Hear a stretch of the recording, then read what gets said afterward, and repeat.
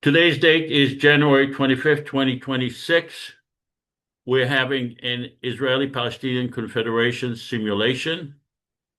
The conflict in the violence, the conflict in Israel-Palestine has been going on for too long. It has been created by human. It's not a natural disaster like they have now in the East Coast and in the South. It's a human creation.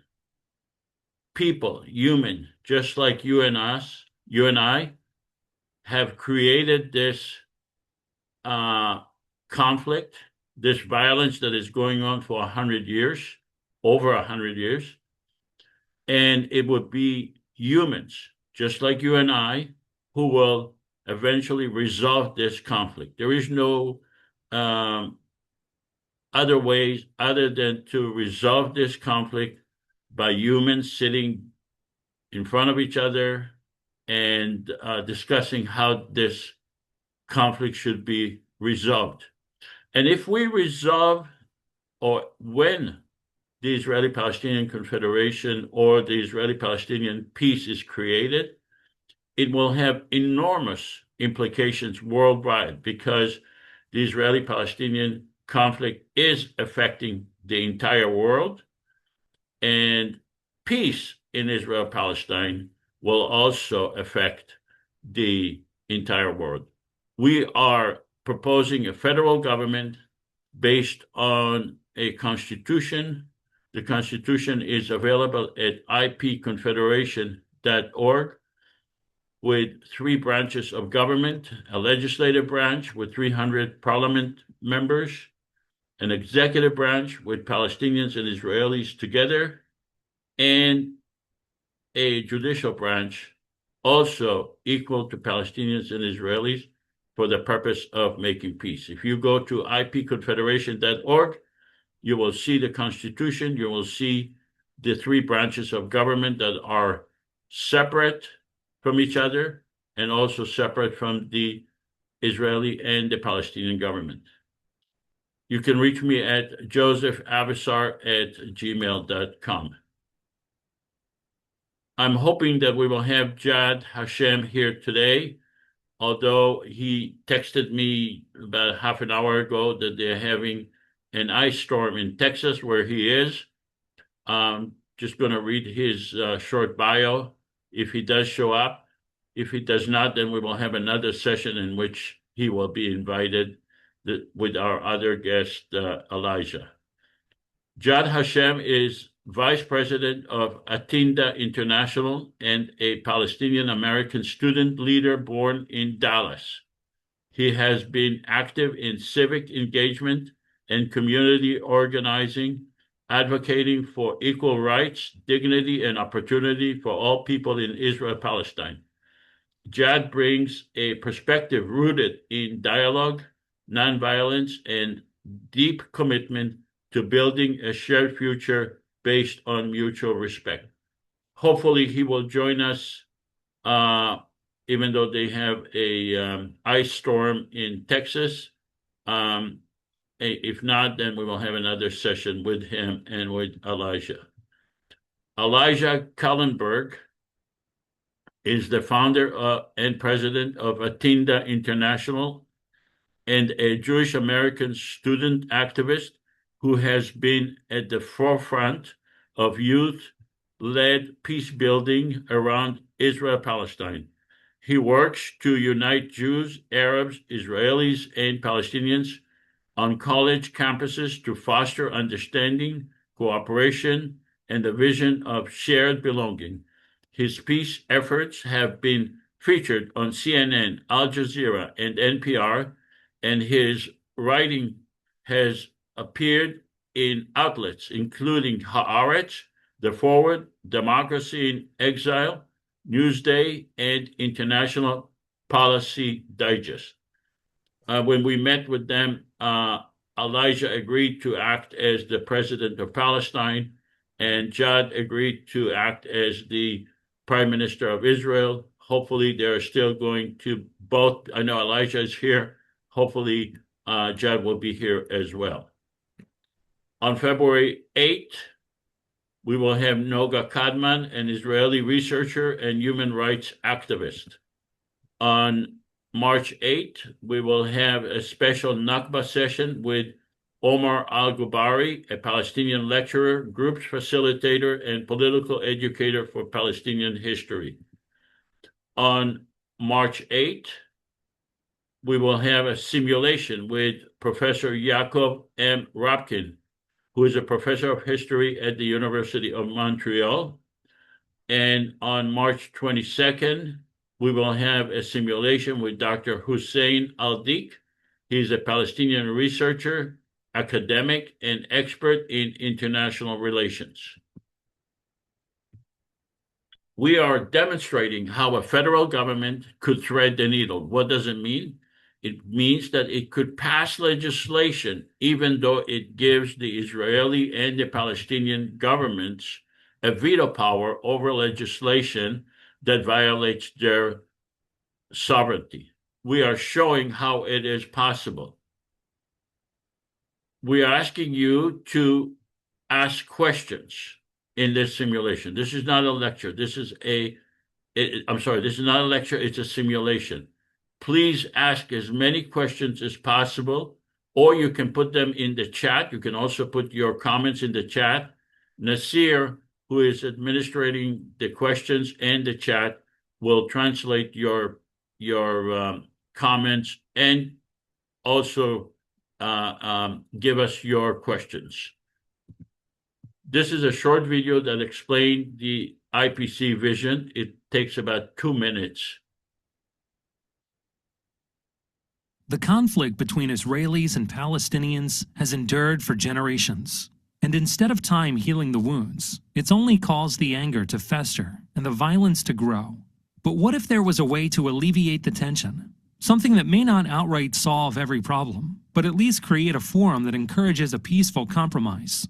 Welcome to the Israeli-Palestinian Confederation, a common third government between the Israeli and Palestinian citizens, specifically designed to foster peace, tolerance, and economic prosperity between the two nations. Here's how it works. First off, both Israel and Palestine will keep their respective governments. Israel's Knesset and the Palestinian National Authority will remain unchanged. The Israeli-Palestinian Confederation, IPC, will be a third entity acting as a unifying agent between the two. The IPC will comprise 300 parliament members elected from 300 districts in Israel, the West Bank, and Gaza. Above them will preside a president and vice president, one Israeli and one Palestinian. In order for the IPC to pass a law, it will require a 55% majority from its Israeli representatives, as well as a 55% majority from its Palestinian representatives, thereby preventing either side from monopolizing the legislature. Of course, the IPC won't undermine the political power of either the Israeli or the Palestinian government. At any time, Israel or Palestine may veto a law passed by the IPC. If neither side vetoes, the law is passed. And the two nations are another step closer to resolution. Please help us make this a reality. The Israeli-Palestinian Confederation. We might speak different languages, but we all mean the same thing. So we are simulating what we saw in this video. Let's have a pre-simulation survey. I'm asking you to vote. Do you support a common federal government for the people of Israel and Palestine? If you support, please say yes. If you do not support, perfectly okay, say no. If you don't know what it is, also you should say no because you don't know what it is. We will compare this survey to a survey that we will conduct at the end of the simulation. So I'm giving you 15 more seconds to vote. If you support a common federal government, please say yes. If you do not support or you don't know what it is, you're welcome to say no. Okay, publish the vote. We have 9 out of 10 voted yes. That's 90%. And we have 1 out of 10 who voted no. That's 10%.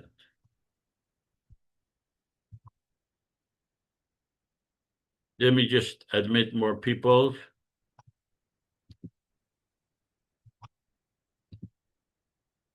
Confederation and federal systems exist worldwide to address specific conflicts, and their definitions vary and evolve. In Israel-Palestine context, the IPC defines both federation and confederation in the same way, as set out in the Constitution, a shared democratic government for Israelis and Palestinians based on the principles outlined at ipconfederation.org. That's where the full Constitution is. This is the heart of the simulation. You need to make these assumptions, or we're asking you to make these assumptions. The first assumption is that we were able to obtain at least $100 million to create a platform for election. The platform will be online. People will be able to vote using their phone and using their computers, using their friends' phones and friends' computers. And if need be, we will also be able to supply people with computers and phone in order for them to vote. $100 million will help us recruit candidates for parliament and for president in 300 parliamentary district, and for the nationwide for president and for vice president.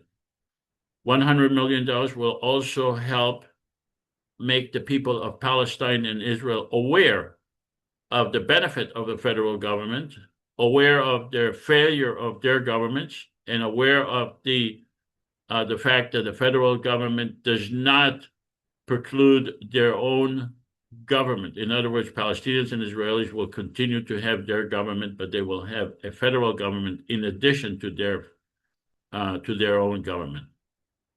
You will have to assume that we gave 15.5 million people. That's all the people in Israel, Palestine, that reside in Israel, Palestine, that are citizens of Israel, Palestine, that we have given them the right to vote. That includes the West Bank, Gaza, and Israel. That the election took place 3 months. And in fact, the election will take place until each and every district elected its parliament member.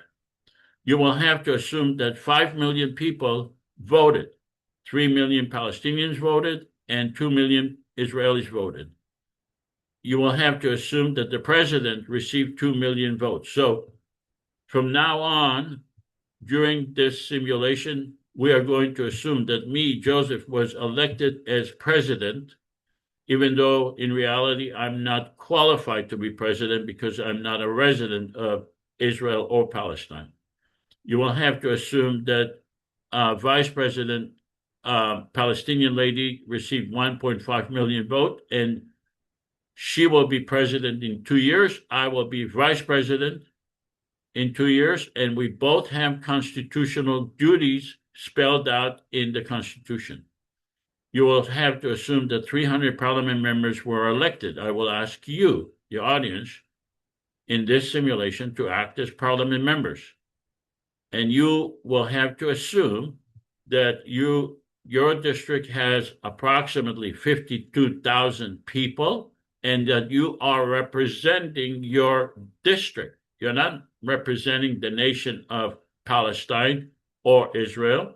You are representing your district. You have to do what's right for your district in this simulation.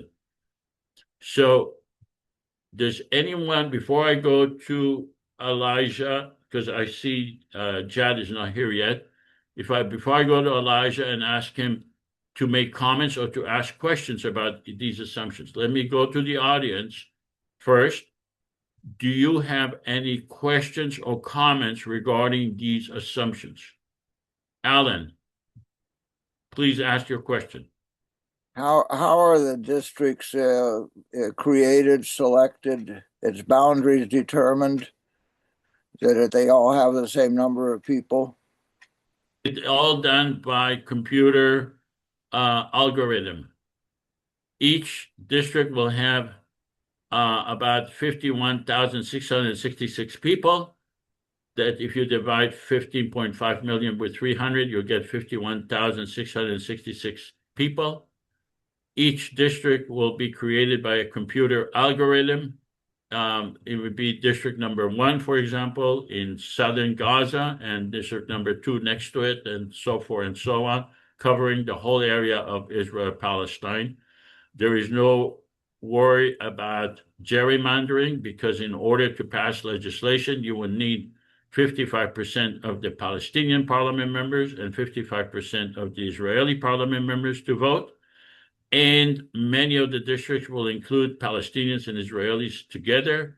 And a Palestinian could vote for Israeli, both for parliament and for president. And an Israeli could vote for Palestinian, both for parliament and Israel. Thank you. Sure. Any other questions? Okay. Hearing no other comments or question, let me go to Elijah. Hello. Yes. Could you make your comments or questions regarding these assumptions?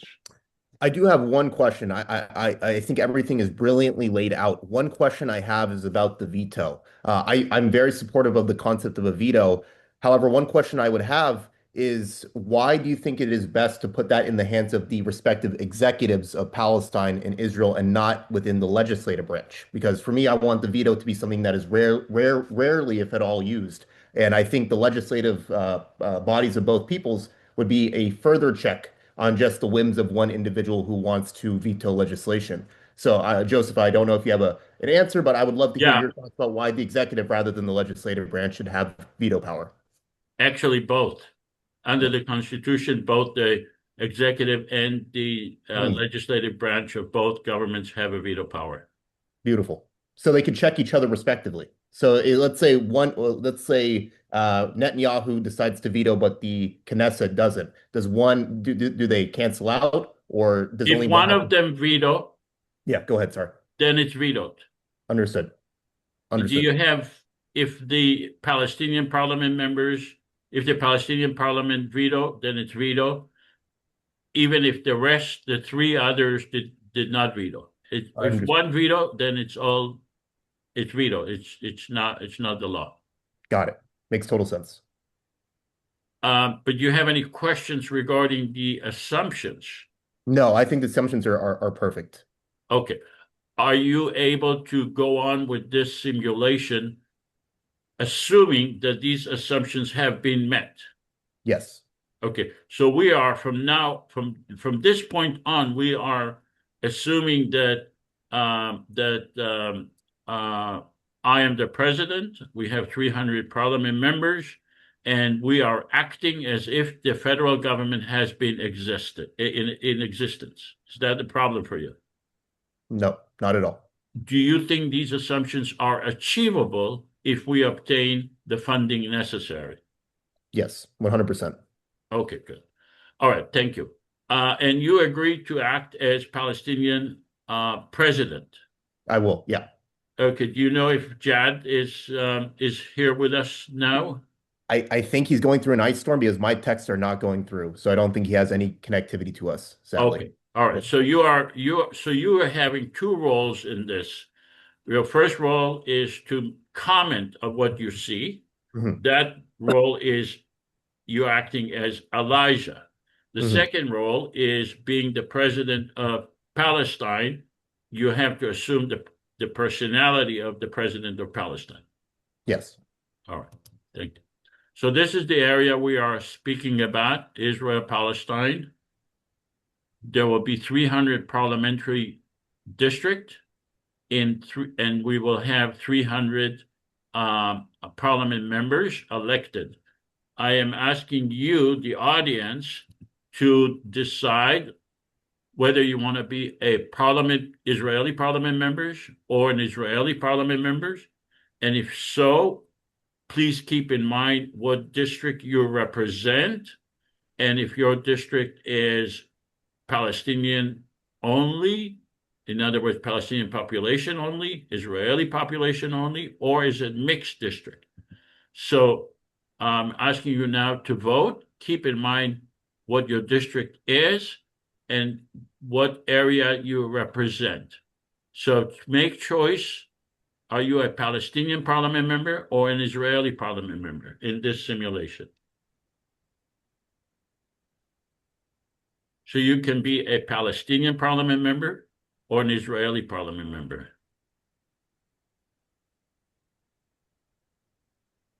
Okay, giving you 15 more seconds to vote. Whether you are a Palestinian parliament member in this simulation or Israeli parliament member, please keep in mind what your district is, who are your constituents, and be intellectually honest and remain that way throughout the simulation. We need more people to act as Israeli or Palestinian parliament members. Please, another 10 seconds. Naseer, please, can you send me the voting sheet? I don't see it on my screen. Okay. Sorry, I don't have a way to send it to individuals. Olivia, Well, Naseer, are you? yeah, sure. Wait, what are you asking for? Oh, sorry, I asked for the voting sheet. Well, I'm Palestinian. Just write me down as being Palestinian, okay? Okay. Thank you. Thank you. We need more people. I know we have, all right. Okay, so we have 8 published to vote, 8 Palestinian parliament members, and 3 Israeli parliament members in this simulation. Sorry, I missed it. I will add me as an Israeli. Okay, so you are okay. Thank you, Shlomo. Thank you.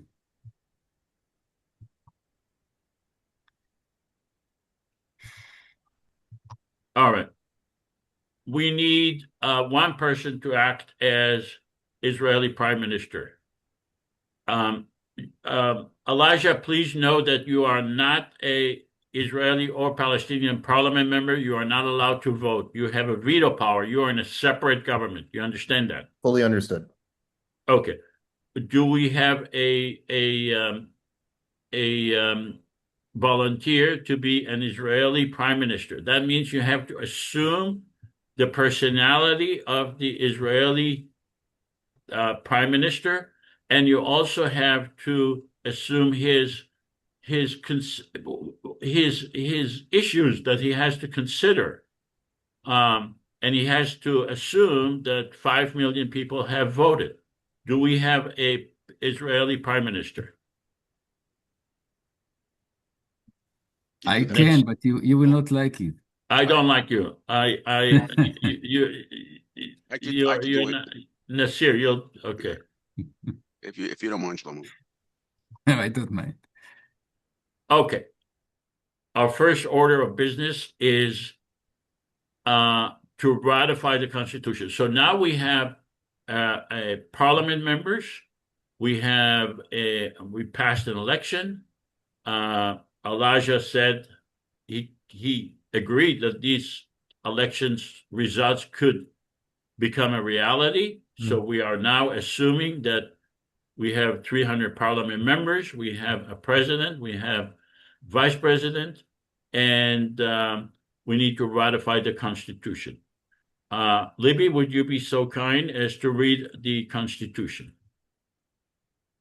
Palestinians and Israelis are entitled to equal rights under the law and guaranteed human rights and freedom.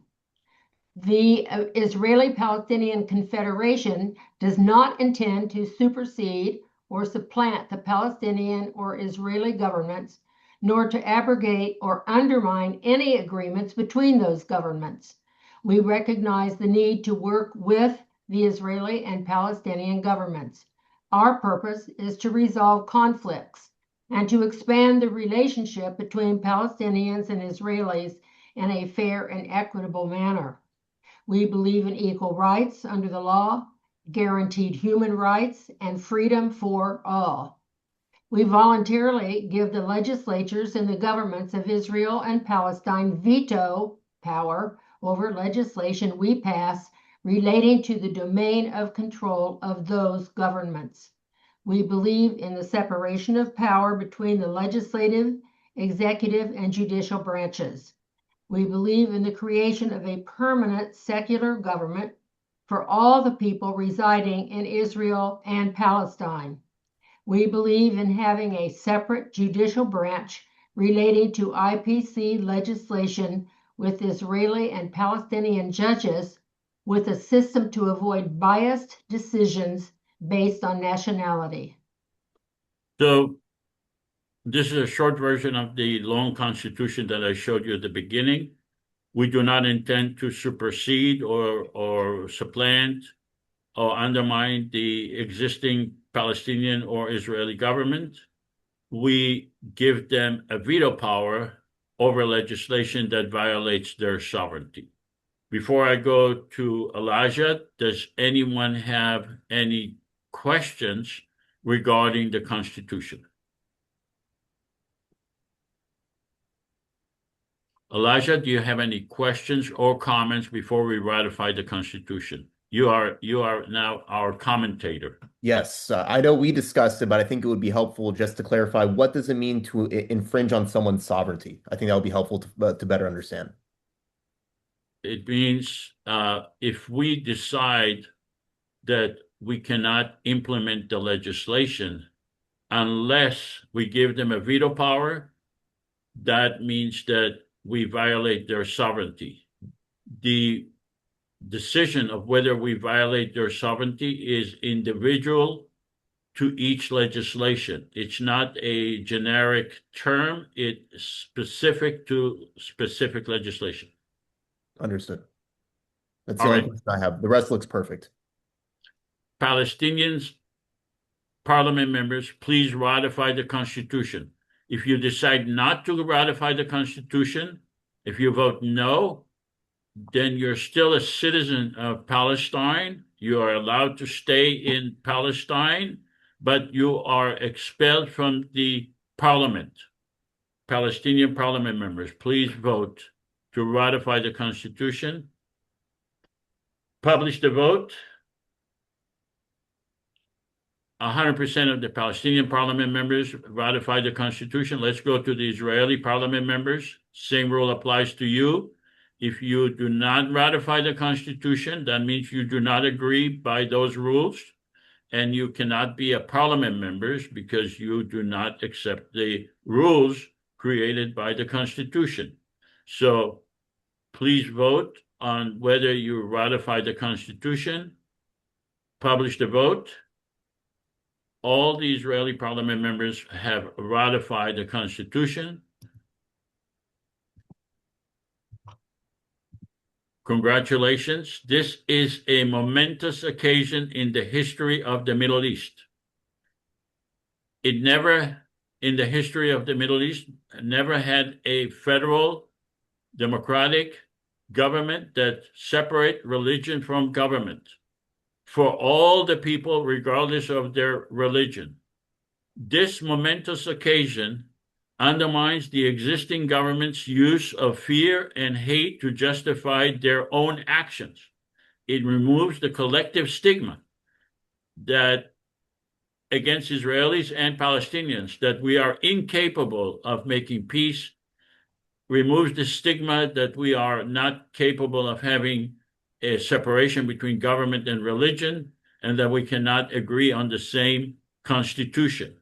It's a huge, momentous occasion in the history of humanity. It provides huge political capital to me as the president and to the parliament members, to you as the parliament members, because we can rely on the fact that we had 5 million people, Palestinians and Israelis, voted, all because we put together a platform for them to vote for the same constitution, under the same constitution, for the same government. It compels the governments and organizations to contribute. The governments of Israel, the governments of Palestine, the governments of the whole world will be required to contribute to our success. It will give Israelis and Palestinians new self-image and proves that Israelis and Palestinians are not a monolithic society. Thank you. All right. First order of legislative business is granting a veto power to the separate governments. Libby, would you be so kind as to read this legislation? The Confederation is the government of the entire population of Israel and Palestine from the river to the sea. We recognize the Palestinian and Israeli governments and are seeking their cooperation to implement our vision for peace by giving them a veto. We will do our utmost to satisfy the essential needs of each government. We are pleading with the Palestinian and Israeli public to understand that while we would like to pass the best legislation possible to improve their lives, under these constraints, a perfect legislation is not possible. We hereby bestow a veto power relating to legislation affecting sovereignty to the following: the government of Israel on issues in which it is indispensable, the Palestinian government on issues in which it is indispensable. In the event of changes in the entirety of the Israeli or Palestinian government, that's where we go get all the chairs. This legislation Alan is one, Tommy Spaghetti is here. Alan, please mute. This legislation may be amended or repealed subject to the IPC Constitution. The Parliament will decide on indispensability. Vetoes may be bestowed individually or collectively. All right, so I think this answers some of Elijah's questions. Dispensability versus indispensability. If we pass legislation relating to the use of land or creating a police force or removing the wall, for example, the government of Israel and Palestine are indispensable and therefore they will be getting a veto power. However, if we pass legislation relating to our own budget or ratifying our own constitution or appointing ministers or judges or allocating our own funding, we expect to have substantial amount of funding because of the momentous occasion that we just had, which is to pass a constitution. So if we have our own funding, the Israeli and the Palestinian governments do not get a veto power. If they don't get a veto power on our budget, on our constitution, they are a separate government. They do not get a veto power. The reason we give them a veto power is to provide them with a safety net. By them, I mean the Palestinian and the Israeli people and the Palestinian and the Israeli governments. A veto power increases the likelihood of Israeli citizens and Palestinian citizens participating as voters and participating as parliament members or leaders of the federal government. A veto power will decrease the Israeli and Palestinian government's opposition. They will really have no opposition, no logical opposition. They will have an opposition, may have an opposition, but they would not have a logical opposition. It removes any claims that we are a subversive organization trying to undermine their government, and it will give legal protection to the candidates who will be running and for those people who will be voting. It will compel us. It will force us to thread the needle, to pass legislation that will be acceptable to both sides and to both governments, and it will create a platform for negotiation with the deadline. Before I go to Elijah, does anyone have any questions regarding the veto power legislation? Okay, hearing no question. Elijah, do you have any additional comments regarding the veto power?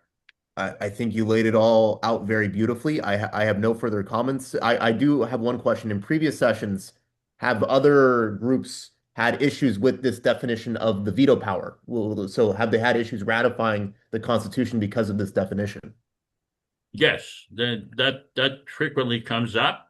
Yeah. But once it is clarified, then the opposition is much less. And when we vote on previous simulation, it's almost unanimous, almost, I mean, 90%, almost all the time, of the parliament members, Palestinians and Israelis, agree to give a veto power under these constraints. Beautiful. I have no further questions. I think it's excellent. Okay. So let's have Palestinian parliament members please pass this legislation. Palestinian parliament, do you support giving a veto power to the separate governments? Please vote yes if you support, vote no if you do not support. Okay, publish the vote. All Palestinian parliament members agree to give a veto power to the existing government. Let's go to the Israeli parliament members. Please vote. Israeli parliament members.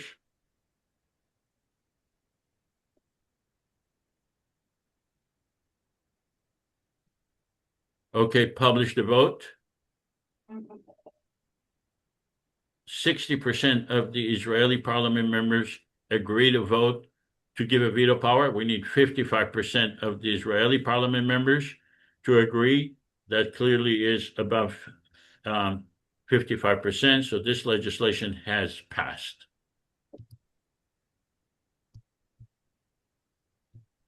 All right, let's go to the next legislation, and that's the legislation regarding Gaza. I spoke with Elijah and Jadd. These are the two, they want to discuss two legislation. This is the first one, and then we'll go to the right of return. Libby, would you be so kind as to read this legislation? All right, this is the future governance of Gaza. The Gaza region, with a population of 2.1 million people, elected 41 members to parliament and legislation. The destinies of the Israeli and Palestinian peoples are inseparably linked. The Israeli-Palestinian Confederation provides a democratic vision for stability, prosperity, and peace. The IPC declares an immediate and unconditional ceasefire. The IPC shall launch a national reconstruction campaign to rebuild homes, roads, hospitals, civic institutions, and critical infrastructure, enabling the prompt return of displaced residents of Gaza to their communities. The IPC proclaims the restoration of law, order, and civil society as a national priority, recognizing that peace is impossible without justice and social stability. The IPC shall retain authority over the Gaza Strip until a new, freely and fairly elected Palestinian government assumes power in Gaza in accordance with democratic principles. The Palestinian Authority and Hamas shall agree to hold an elections within a year for the creation of a Palestinian government. All legislative, executive, and judicial decisions related to Gaza shall be enacted by the IPC government pursuant to the IPC Constitution, in cooperation with the government of the United States, all Arab states in the region, and the governments of Israel and Palestine.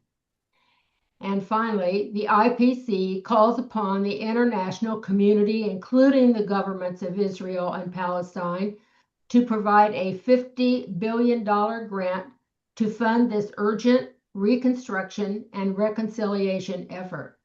And this is pursuant to Article 2, Section 21 of the IPC Constitution. The Israeli and the Palestinian governments are granted veto power over this act. So before we vote, or before you're given an opportunity to ask question, I just want to make introductory remarks. I am the president of Palestine, and of Palestine and Israel.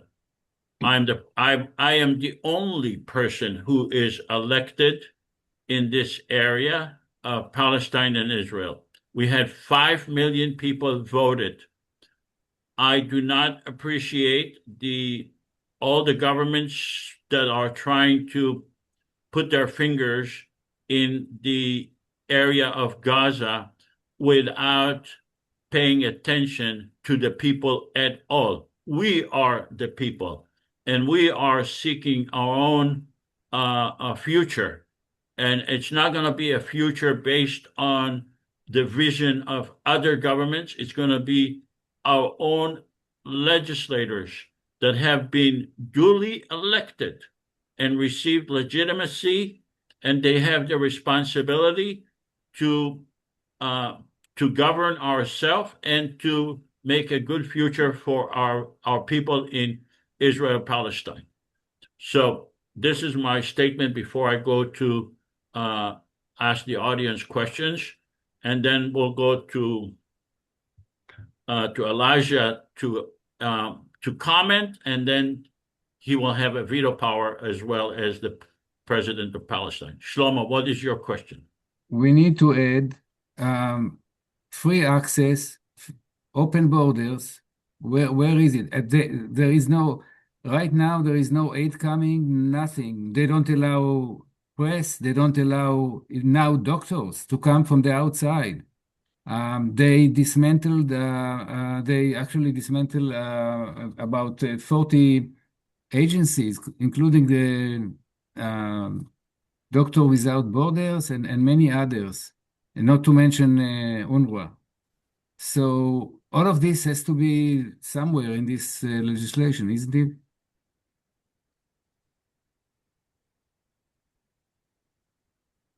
So what line are you referring to? So maybe the first thing, let me see, yeah, okay. Oh, sorry. Number 2, say, immediate unconditional ceasefire, and then add open borders and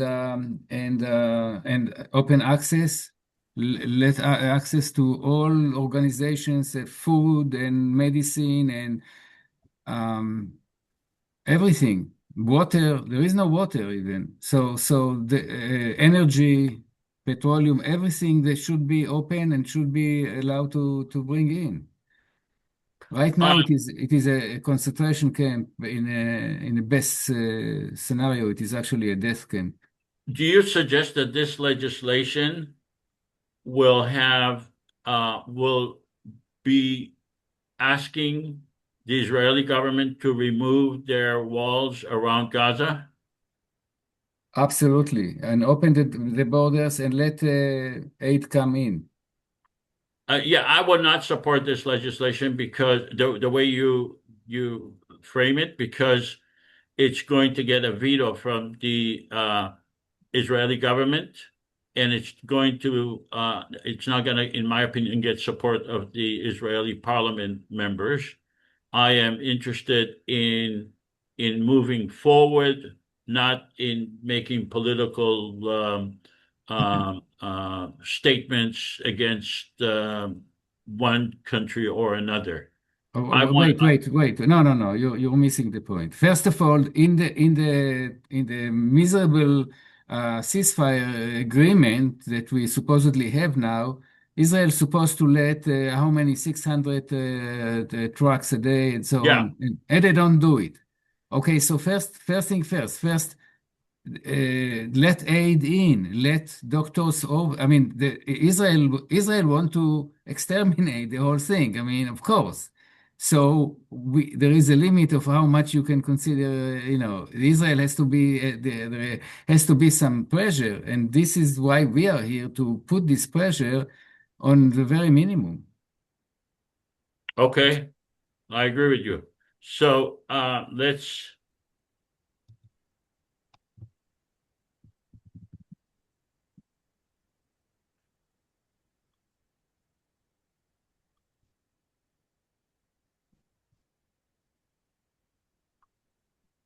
Yeah, continue to or something.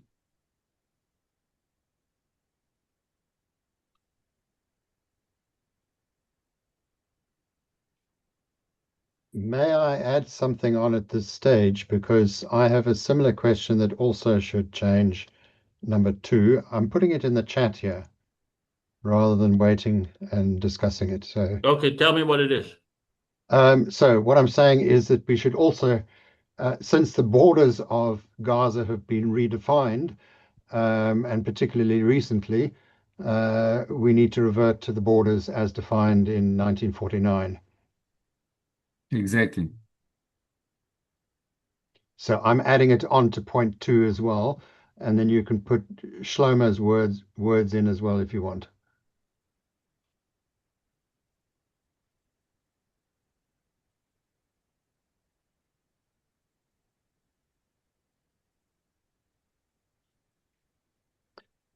And I'm going to leave my hand up because I have another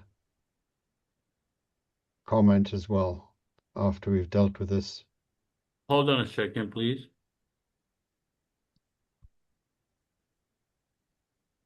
I'm going to deal with one at a time, so. Yeah.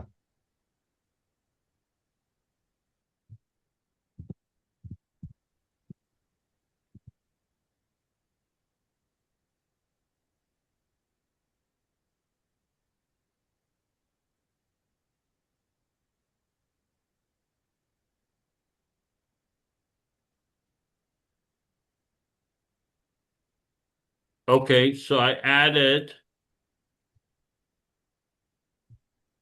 we are demanding that the Israeli and Palestinian governments to abide by the ceasefire agreements. Okay, that's now, who was it that spoke before? Is this Rob? Yes, Yeah. it was me. And I put some extra wording in the chat as well, also 4.2.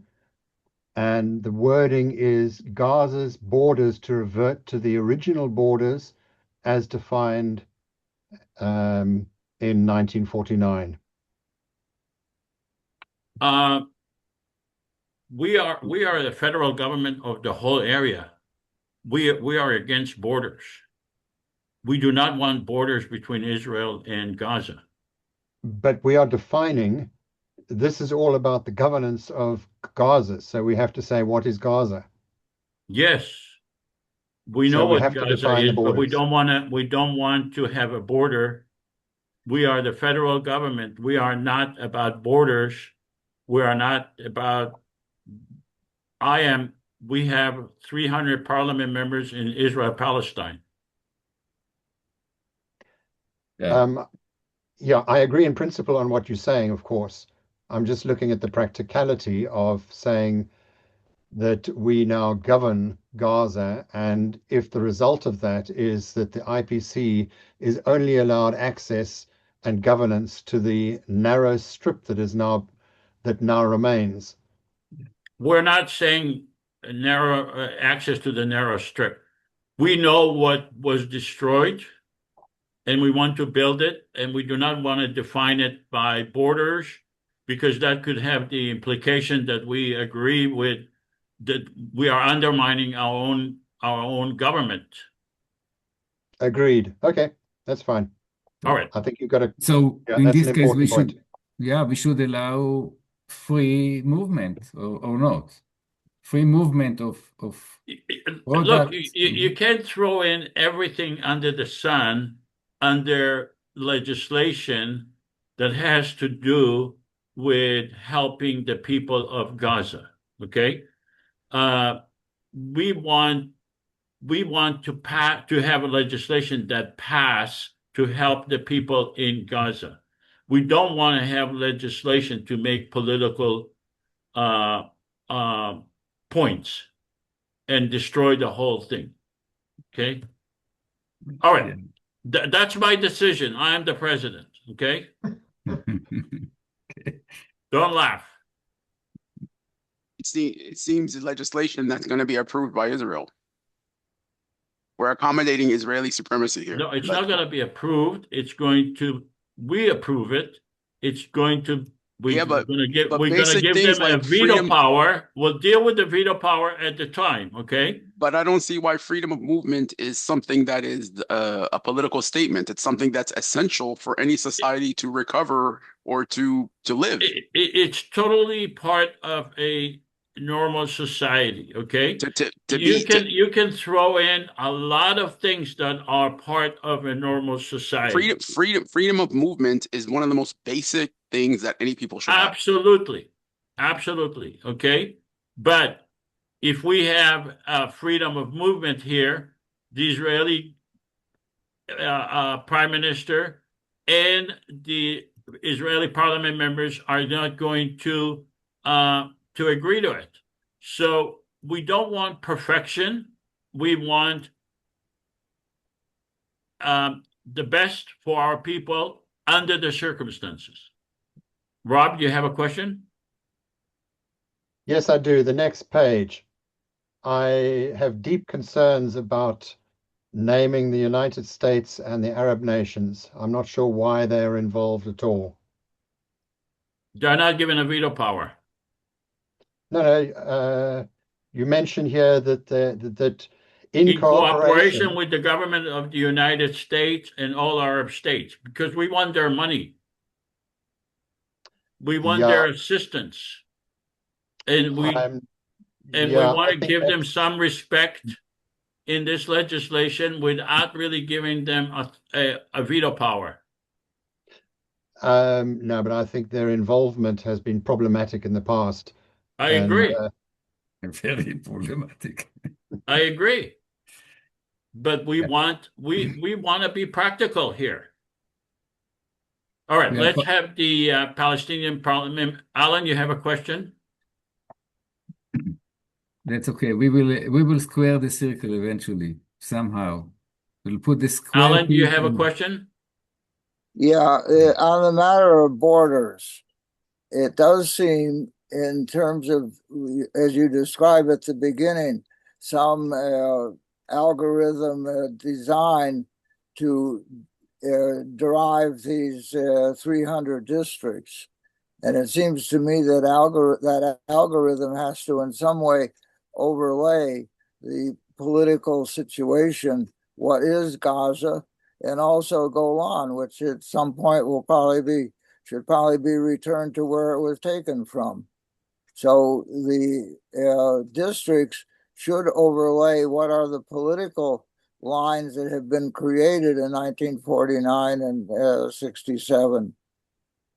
Isn't that right? No. The districts are 52,000 people in each district. It has nothing to do with borders. It has to do with congressional or parliamentary districts.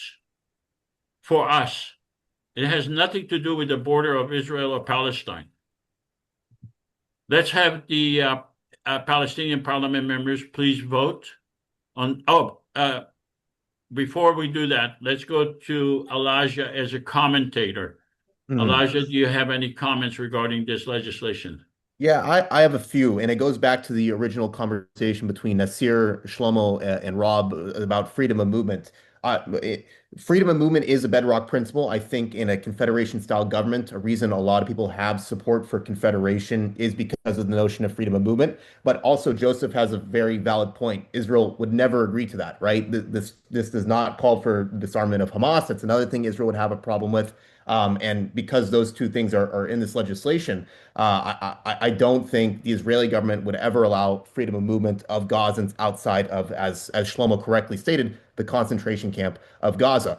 From the Palestinian side, we would say, look, we're already making concessions by having a joint Israeli and Palestinian body govern a Palestinian territory of Gaza. But in theory, right, that would not hold up, right? We would support this legislation on the Palestinian side. I don't think Israel would support this if freedom of movement was included. As it stands, with the concessions that we're making to the Israeli government, I think it would pass from the Israeli side. And Rob, on your second point, I do believe that America holds the burden in fomenting what happened in Gaza, the genocide of Gaza. And I think they have a greater obligation than any to pay for it. And so I do think their money should be at the forefront of rebuilding Gaza more than any other population. I don't think they should have any say in how Gaza is rebuilt, but they do have an obligation to pay us to basically rebuild Gaza. And so I do like that element of the legislation, especially from the Palestinian side. But however, I don't think freedom of movement would be something that the Israeli side would agree in this legislation. I'm open to Naseer disagreeing if he thinks Israel would allow that. I just don't think Israel would ever allow that within this legislation. They would allow free movement out, but in. Exactly. Freedom of movement to East Africa, maybe, but not to Israel proper. Yeah, exactly. All right. Sean, what's your question?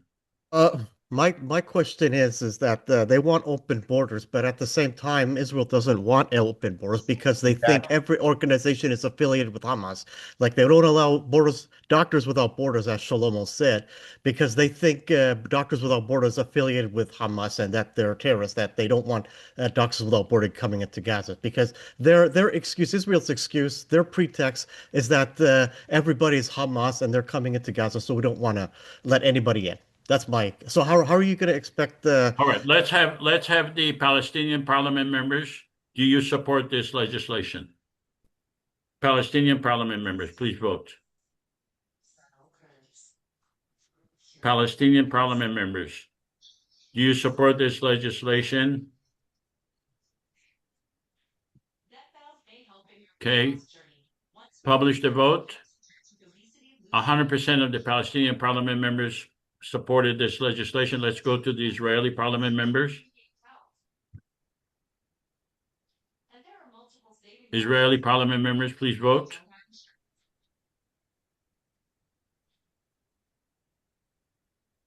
Okay, publish the vote. 100% of the Israeli parliament members voted. Let's go to the Palestinian president. Mr. President, please keep in mind that we had an election. We passed a legislation. 5 million people have voted. 3 million Palestinians voted. Do you veto this legislation? From the Palestinian side, I would not veto this legislation. No. Okay, let's go to the Israeli Prime Minister. Mr. Prime Minister, keep in mind that you're having an election coming up this year. 5 million people have voted. 2 million Israelis have voted. 3 million Palestinians have voted. That you have a strong disagreement with the United States that with regard to Gaza, and we are proposing that we, the people of Israel, Palestine, will control Gaza. Keep in mind, 5 million people voted. Are you going to veto this legislation?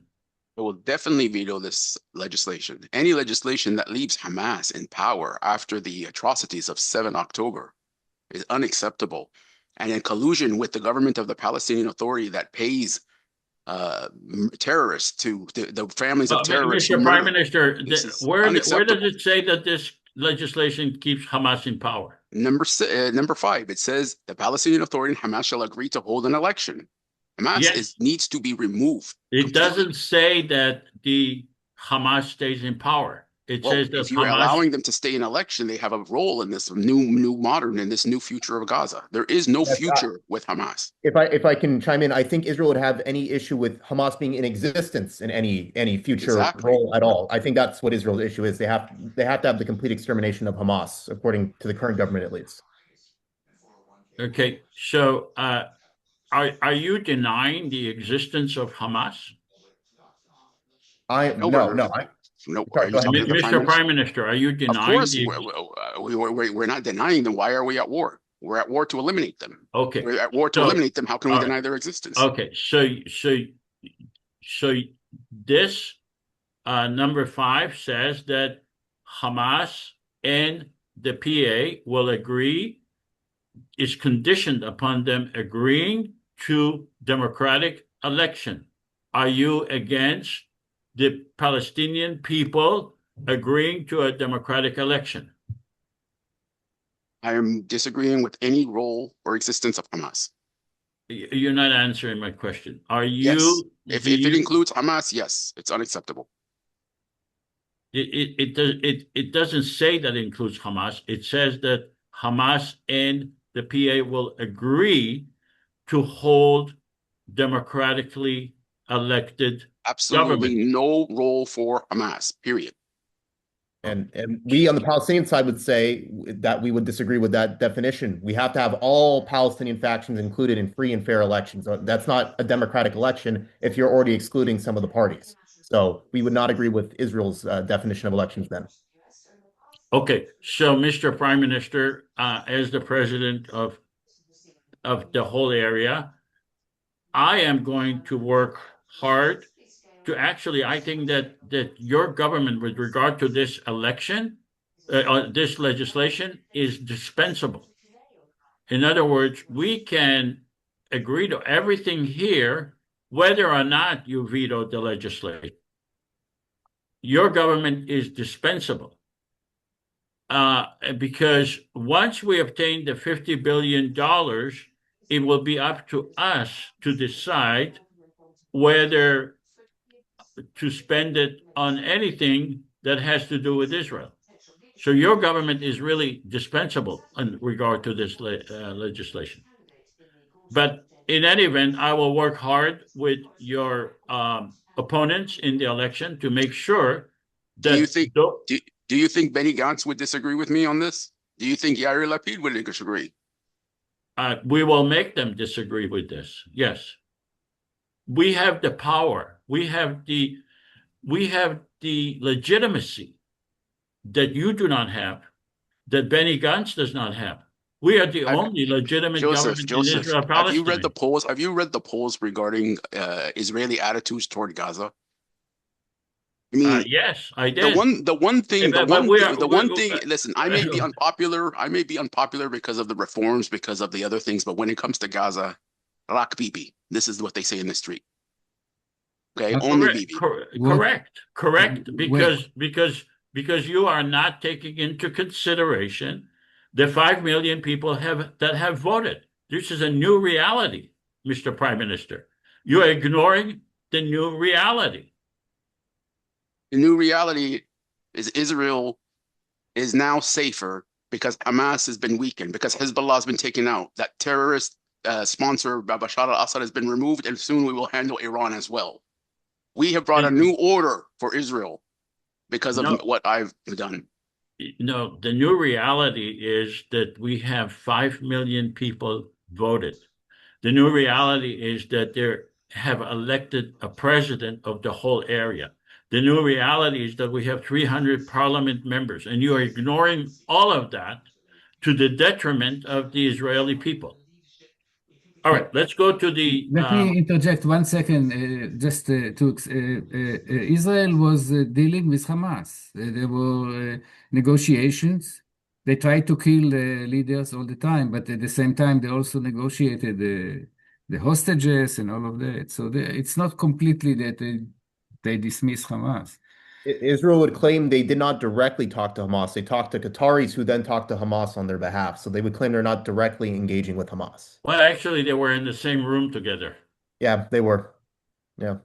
All right. Let's go to the next legislation. And then that's the right of return. Libby, would you be so kind as to read this legislation?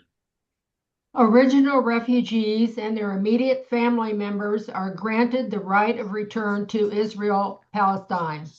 Those who exercise this right will receive Israeli-Palestinian Confederation citizenship, in addition to any other citizenship they currently hold or may be granted.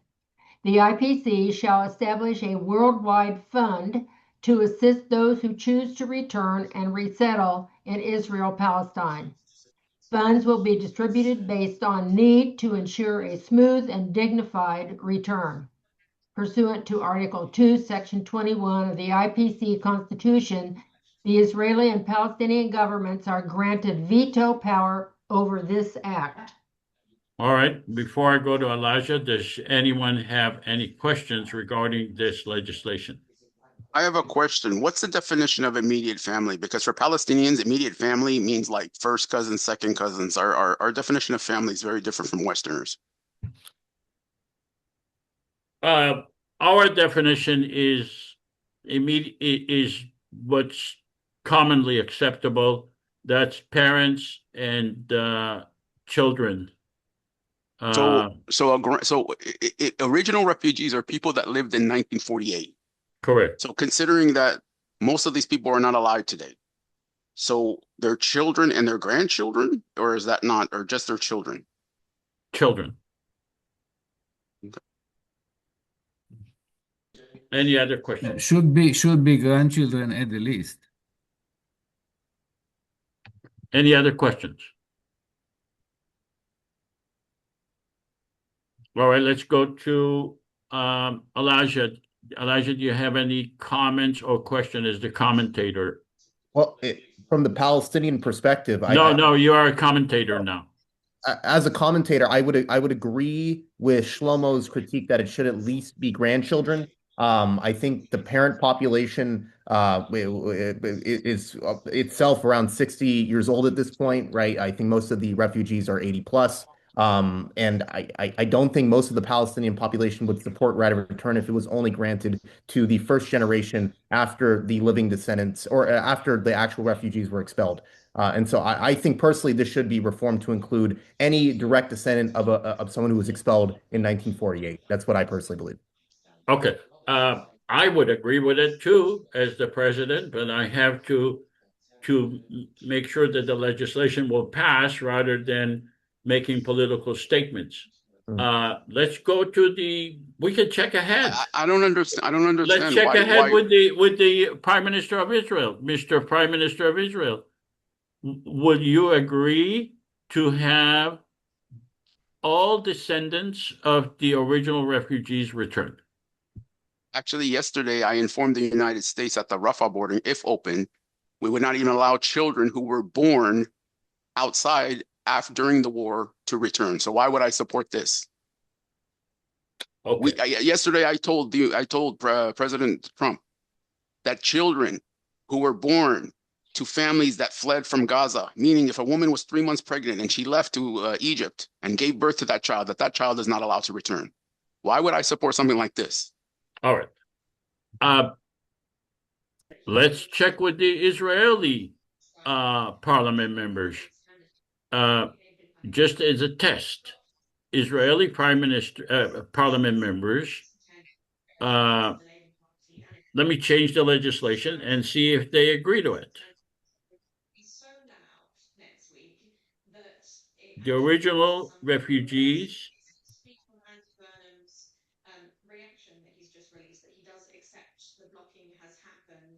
and their descendants.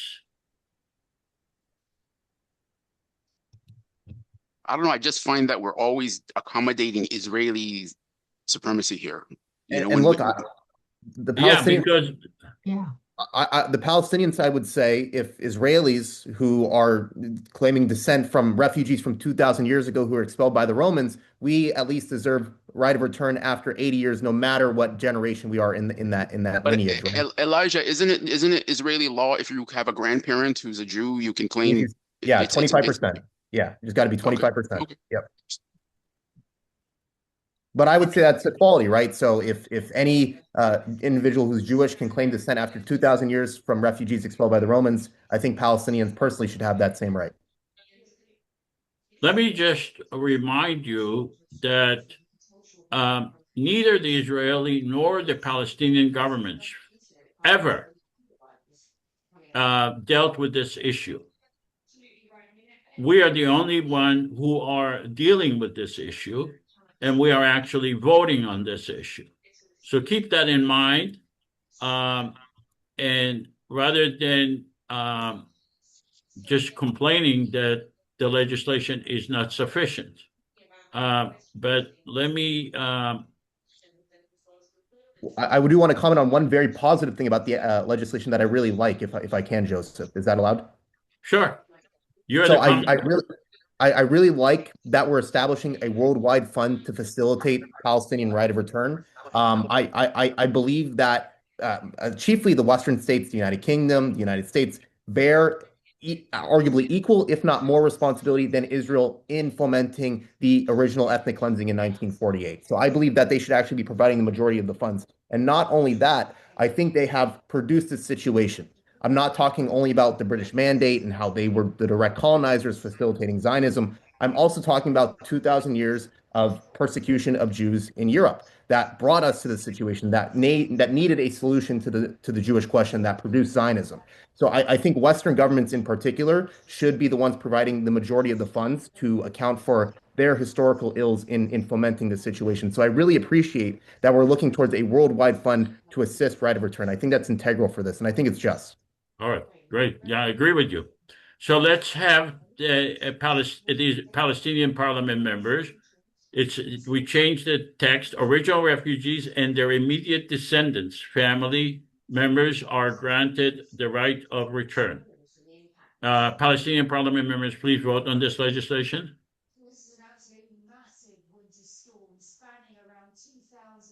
Palestinian parliament members. I don't see the vote. Dan?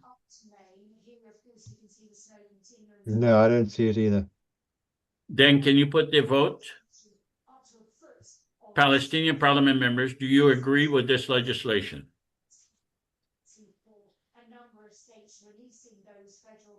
Publish the vote. 100% of the Palestinian parliament members agree with this legislation. Let's go to the Israeli parliament members. Do you agree with this legislation? Israeli parliament members. Do you support this legislation?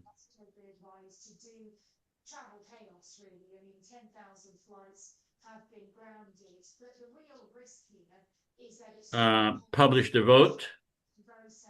60% of the Israeli parliament members agree. I'm not sure that this is reflects the true sentiments of the Israeli parliament members but I'm encouraged by it. Let's go to the President of Palestine. Mr. President of Palestine, are you going to veto this legislation? We love this legislation. There's no veto. Okay. Let's go to the Prime Minister of Israel. Are you going to veto this legislation? Yes, I will veto this legislation. And why is that? It is Israel's position not to accept the right of return, to shift the demographics of our state, to bring a hostile population into our country, to overwhelm the Jewish population. Israel, first and foremost, is the state of the Jewish people. It is a Jewish state. We do value and take care of our Arab minority. However, this would change the demographics and be detrimental to the future state of Israel. Well, now that we have a federal government, how would that be? Joseph, we absorbed 800,000 Arabs, Jews, or I should say Jews from Arab nations. We absorbed them, took care of them, gave them Israeli citizenship. They started a new life. It is now time for the Arab states to do their duty and absorb the people in those states. It's ridiculous to even call them refugees after 80 years. These are people that should have been absorbed. They should be citizens of Syria, of Lebanon. They should move on with their lives. This is where the focus should be, not bringing them back to us. Bringing them back. Mr. Prime Minister, one of the reasons, probably the only reason that Israel is in constant wars is because the Palestinians and the Arab world does not accept the fact that Israel expelled 750,000 Palestinians and does not allow them. Wouldn't you agree that if you allow Palestinian refugees to return, that could bring a long way the sentiments of the Palestinians with the Israelis to make peace? So why has transfer populations existed between Pakistan and India, between Poland and Germany? No one's saying should Germans be allowed to go back to Poland or Polish people go back to Germany. This is not being done. But why is it the one state, the only state that's a Jewish state, is being asked to change its demographics forever? Because the Jewish state of Israel failed to give peace to the Jewish people. We took 800,000 Jews from Yemen, from Iraq, okay, including your family, okay, from Morocco and all these other places. You did. So why not focus on legislation? Why not focus on legislation rather than implanting millions of people again? Why not make their lives better, citizens of their countries, and allow them to prosper and to live on the places where they exist now, rather than transfer them again? Because can the Palestinian president chime in and rebuff the Israeli PM, if that's all right? Yeah, sure. So, as Prime Minister of Israel, you do not believe that Jews are true, fully national individuals within the nations they inhabit. Is that correct? You don't think a Jew in Poland is a Pole. You think they are first and foremost a Jewish individual, and their nationality is equivalent to that. Is that correct, as the president of Israel? Or sorry, Prime Minister of Israel. Yes, because we were never Jews in Europe were never assimilated into the sense of accepted. They were always seen as a minority and outsiders. And this is why Israel was necessary. How is that any different from the Palestinian situation? We are not allowed to assimilate in Lebanon and Syria. We are kept in refugee camps. We are fully Palestinian. We are not considered Lebanese. We're not considered Syrian. We're not Jordanians, right? Even though Jordan might give us citizenship, we are still second-class citizens in Jordan. So we have the same desires as you, to have a country of our own. We view ourselves as one people, as a nationality. Let us return to our ancestral land and self-determine.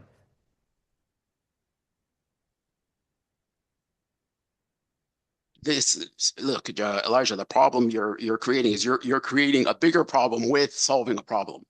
Now, we have one state, one Jewish state, okay?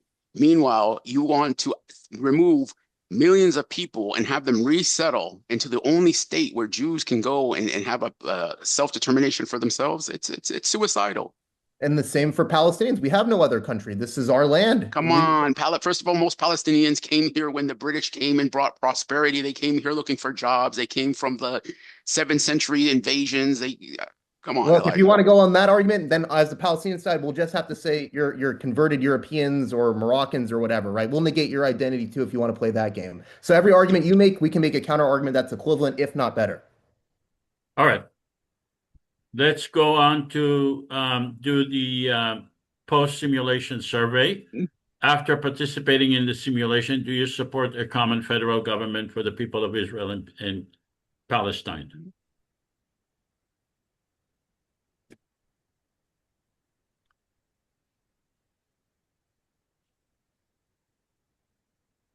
$15 more seconds to vote.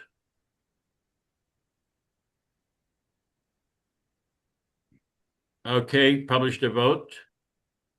It pretty much remained the same, 92% yes. Before it was 90%. Now it's And a quick disclosure, Elijah and I are actually really good friends. I'm actually the one who introduced him here, and he's actually one of my coolest friends that I love, by the way. I love Naseer. He's a very good friend. I appreciate him for bringing me here. It's an honor. Thank you, Naseer. And it is wonderful to see Naseer acting as Israeli Prime Minister, even though this is the 4th, 5th time that I've done Netanyahu, and I kind of like I gotta admit this, and it's almost scary. I might have to need counseling. The power trip has actually given me some kind of like a high. I mean, I can see it now. I can see the attractive to like being a powerful asshole. All right. So let me go back to the assumptions. I think that practically almost all the guests that we brought in, to one extent or another, said that it is possible to have 5 million people voted if we have the funding to do so. So really think about it, how close we are to making peace in Israel-Palestine. We're spending billions and billions of dollars to kill each other when it is so easy to make peace. It is, I mean, even though all the legislation did not pass, and I think they did not pass because we are not really accepting, it's hard to accept the fact that 5 million people have actually voted. We live in a psychological depression of the reality. We don't really, it's hard to accept a new reality based on a Zoom simulation. But I think that it is possible to have an election. It is possible to make a change in Israel-Palestine. And I think that it's inevitable. It's going to happen. And we can have an online election. So let me now open to a open discussion, and I'll have Naseer conduct the discussion. Thank you, Joseph. So right now, this is the open discussion part. So Elijah can answer your questions, or anyone want to bring up a subject. It would be nice if it was related to what we discussed today, or as well as anything in general to the Israel-Palestine situation. Does anybody want to go ahead and raise your hand? If you don't have the capability to raise your hand, you can put in the chat, or you can just speak up, and we could do that. I do want to thank Elijah. We almost did not have the opportunity because he's also in Texas, and the storms in Texas, people in Texas are losing electricity. Yep. But I'm sure, well, who's the senator, the one that cares so much about Israel? Is it Ted Cruz? Is that your senator? Ted Cruz. Yeah. But He went to California, then he got shamed and came back to Texas. Wasn't he in Mexico last time? He was vacationing in Cancun. Mexico last time. People lost power, so That's why we call him Cancun Cruz, because he fled to Mexico. Yep. yeah, and yeah, because I know that when during the hurricane in South Carolina, Lindsey Graham was he was tweeting about Israel. Meanwhile, his own state was being ravished by a hurricane, and somebody did a search about his tweets, and of the 56 tweets and social media posts, almost zero about his own state of South Carolina, and everything else was about Israel and Iran and everything else in the world except his own district. So warmongers, man, crazy, yeah, absolutely crazy. Yeah. So maybe you can tell us a little bit about Atidna and tell some people step up about what Atidna has done, and your organization, along with Jadd, who unfortunately suffers from the storms and the cold weather, who he couldn't join us today. Go ahead and tell us a little bit. I see Alan and Sean have questions. Do we want them to go first, or do you want me to share? Why don't we do that? Tell us give us a quick run on Atidna, and then we'll go for the questions from Alan and Sean. Sure.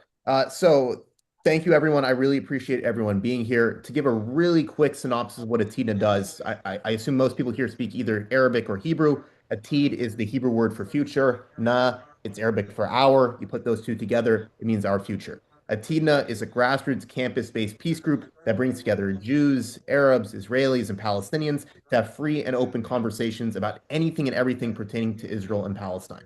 We also do peace events on college campuses. And so that has recently taken the form of joint vigils to honor all innocents who have been murdered, calling for ceasefires, working with politicians to ensure that peace is actually implemented on the ground and that the killing does stop in Gaza. So that's a very brief synopsis of our work. We're at 15 universities in the United States, and we're looking to grow. And if anyone here has kids that are in college, put them in contact with me, and I'll be happy to work with them to get an Atidna chapter up and running. Do you have a website? Can you? We do. I'll paste it in the chat right now. Okay. I'm doing that right now. And right now, you finished from your studies at the university now. You're doing graduate work right now, correct? Correct. So I'm about to start at Columbia Law, and I'm also looking to also do a PhD program alongside that. So a joint JD and PhD. Okay. I'm going to put the link here because you sent it to me privately, so I'll put it in the group. Oh, sorry. Okay, no problem. I'll put it here. Yeah. Yeah, I'm sorry. You said Columbia Law and PhD and Harvard. I'm looking at Harvard. That would be the top Okay. goal if I can get in. But Awesome. acceptances come out next week. So Bezat Hashem, inshallah. Bezat Hashem, inshallah. Inshallah. Amen. Amen. Yeah. Go ahead, Alan. But hold on before I move on. Can you tell us also? You also lived in Bet Omar with a Palestinian family, correct? Where you did some. Yes. Sorry, go ahead. You know a little bit about the work I was doing, so you can provide some necessary context. Yeah. No, I was going to tell you maybe you could talk, because the thing about Elijah is that Elijah is a person who's just not on the campus is doing active, but he's actually gone.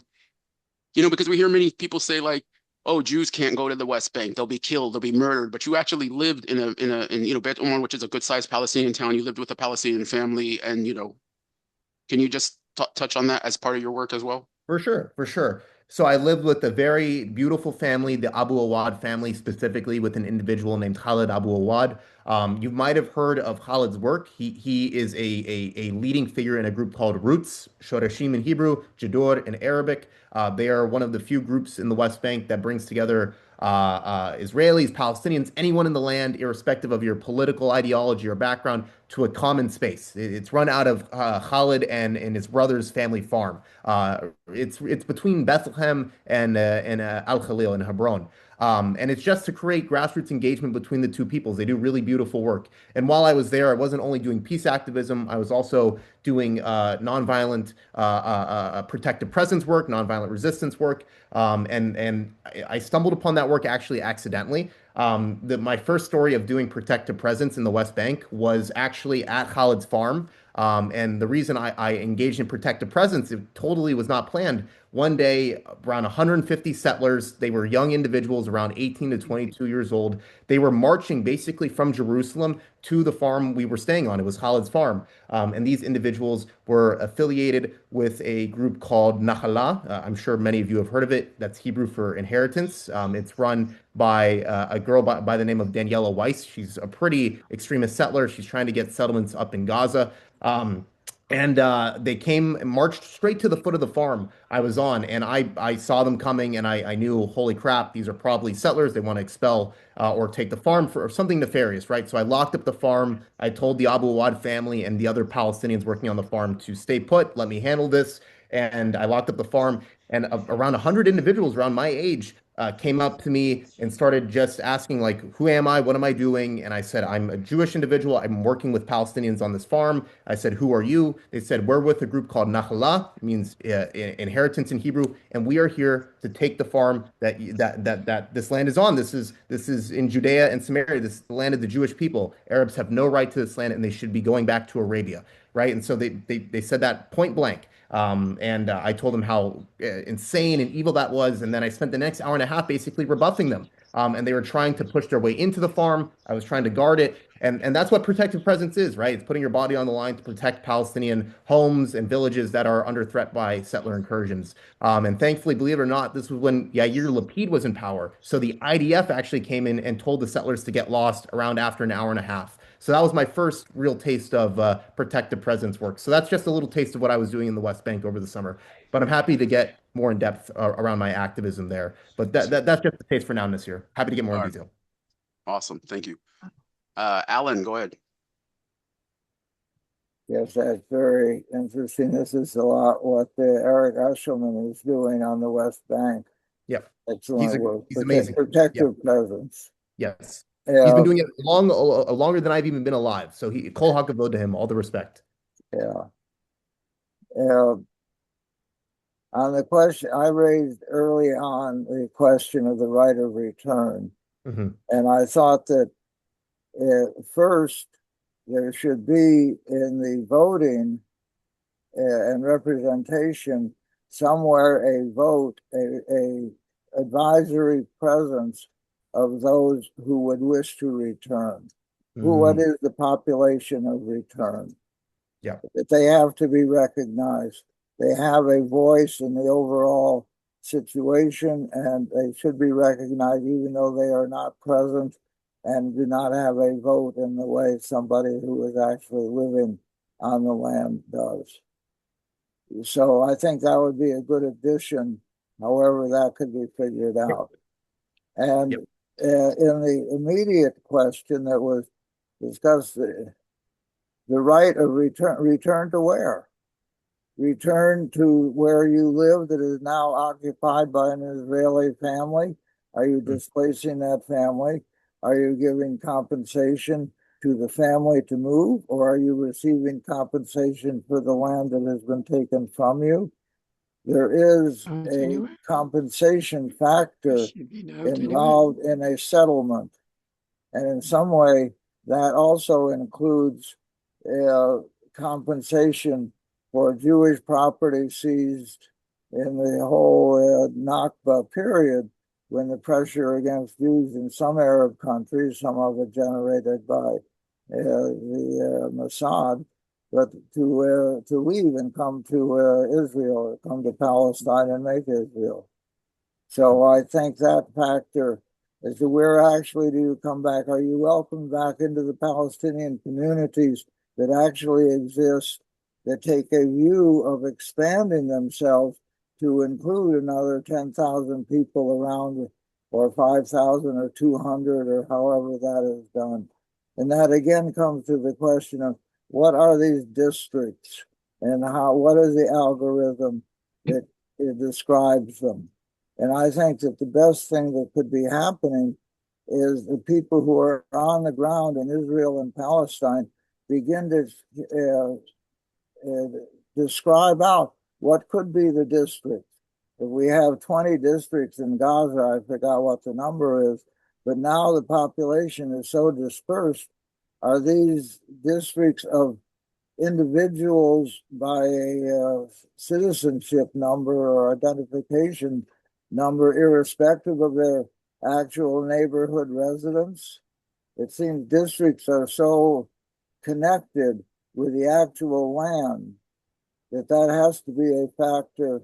And so the getting help in describing the algorithm that would produce these districts seems the next step in gathering the knowledge, intelligence, capacity to do this, to move it to the next step and to include it into the discussion in Israel and Palestine on what would be our districts. How could Gaza actually, in its current disorganized status, be divided into districts? Anyhow, that's what's on my mind. The right of return seems a critical question if there's going to be any actual settlement of this long struggle. Naseer, if it's okay, I'll jump in on the question of right of return. But Joseph, I think the district question might be better for you. I assume you thought more in detail about I didn't that. understand what the question is. Alan, if you want to repeat it, go ahead. I'm not sure I was posing a question. I was posing what I think is the next steps in the development of this proposition. One, to give advisory status to people who would wish to return or consider themselves, victims of expulsion. And then where is the return actually to? And the settlement of the land that is being it's not like there's a lot of vacant land and nobody says it's mine.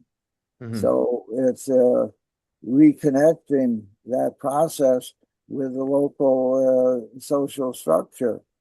And I would add that part of the effect of the Zionist and to some extent the Turkish control of the land is that they put in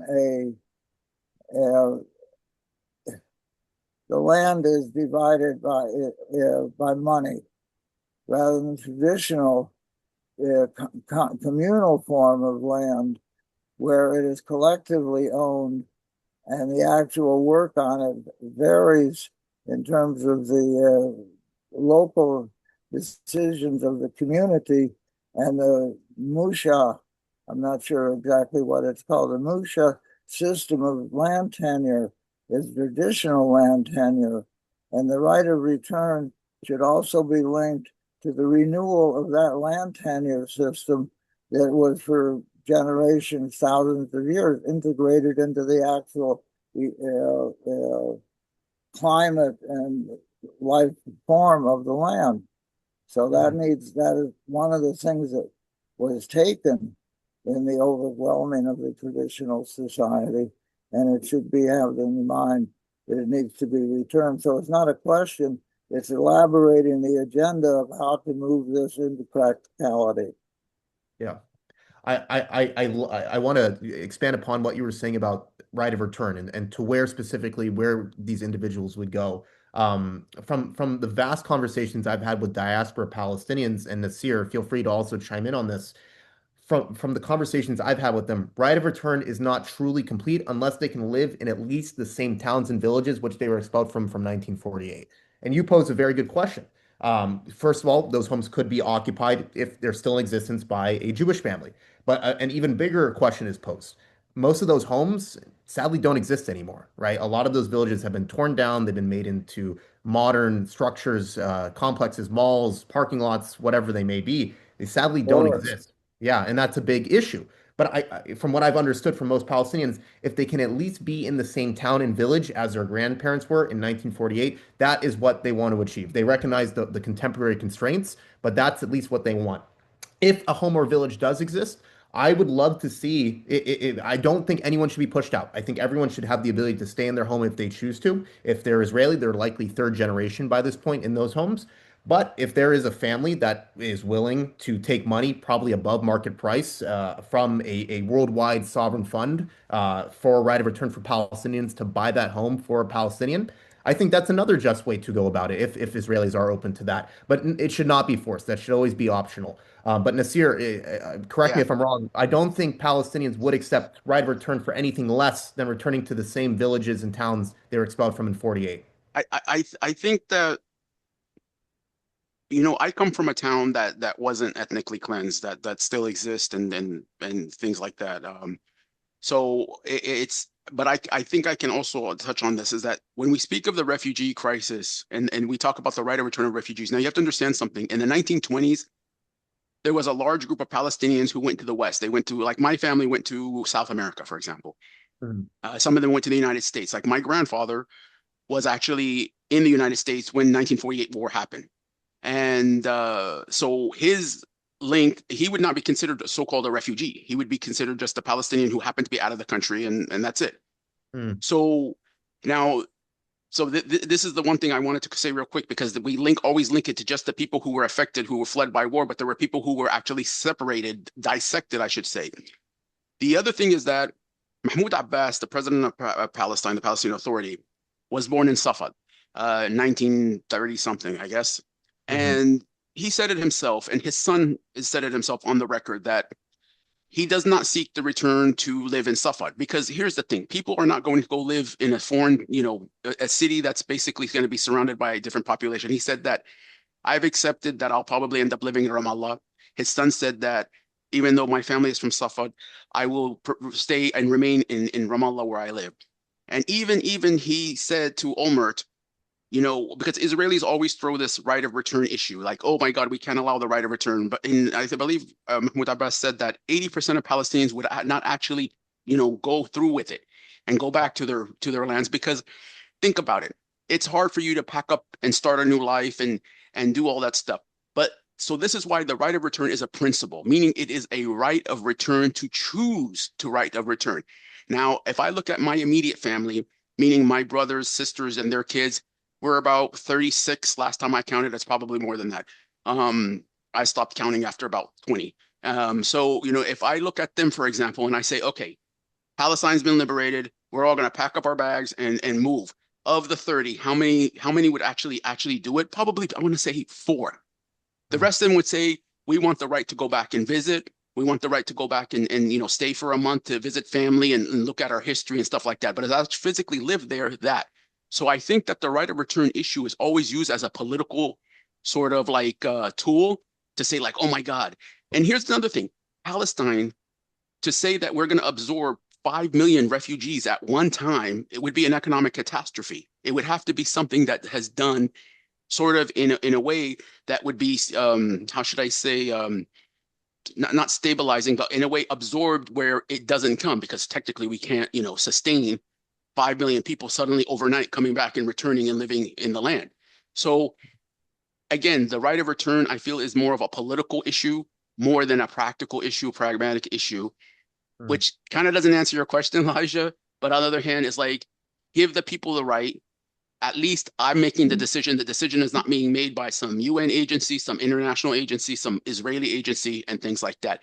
And another thing is that if we're going to limit the right of return to Palestinians, then we should do that. Then Israel should seal off its citizenship registry and say, we are no longer the state of the Jewish people. A Jew who has the ancestry to the land 2,000 years ago is not entitled to the right of return if a Palestinian cannot do the same for a one generation ago. And I think that goes to Alan's point. We need a method to get consensus amongst diaspora Palestinians. Would they make right of return, right? And I think that is crucial to have that demographic data. But I will push back on one point. I think you're right in the majority of cases, but I'm noticing an interesting trend amongst younger Palestinians. They're not necessarily conservative, right? They're sometimes even westernized, but they're very decolonial in their mindset, right? And I think a younger generation is really very deep into unpacking their identity. And I think they have actually a greater impetus maybe than the millennial generation of Palestinians, Gen Z or Gen X Palestinians to return to the land. But again, we just need consensus and demographic data. So if someone could pull off that polling in mass, that would be fantastic. I think in terms of determination and attitude, yes, but in practicality, I don't know if it's there. I mean, maybe in your circles, because you know you're the university, you will find that. But if you go to the average street people in the communities and stuff, I don't know if that would be the case. But I wish it was, to be honest with you, because it's a stronger, of course, more people wanting to go back home is good for us. It continues our struggle, continues our desire for liberation. Sean? Can you hear me? Yeah, loud and clear. Okay, Elijah, I just have a personal question for you. You are a Jew that who supports Palestine, and Palestine should have the same right as the Israeli. They have right. But you could have been a pro-Zionist. You could have been a right wing, just like the rest of the Israeli, right? But you chose a different path, a different direction. That's one thing. That's one question. I'll get to the second question.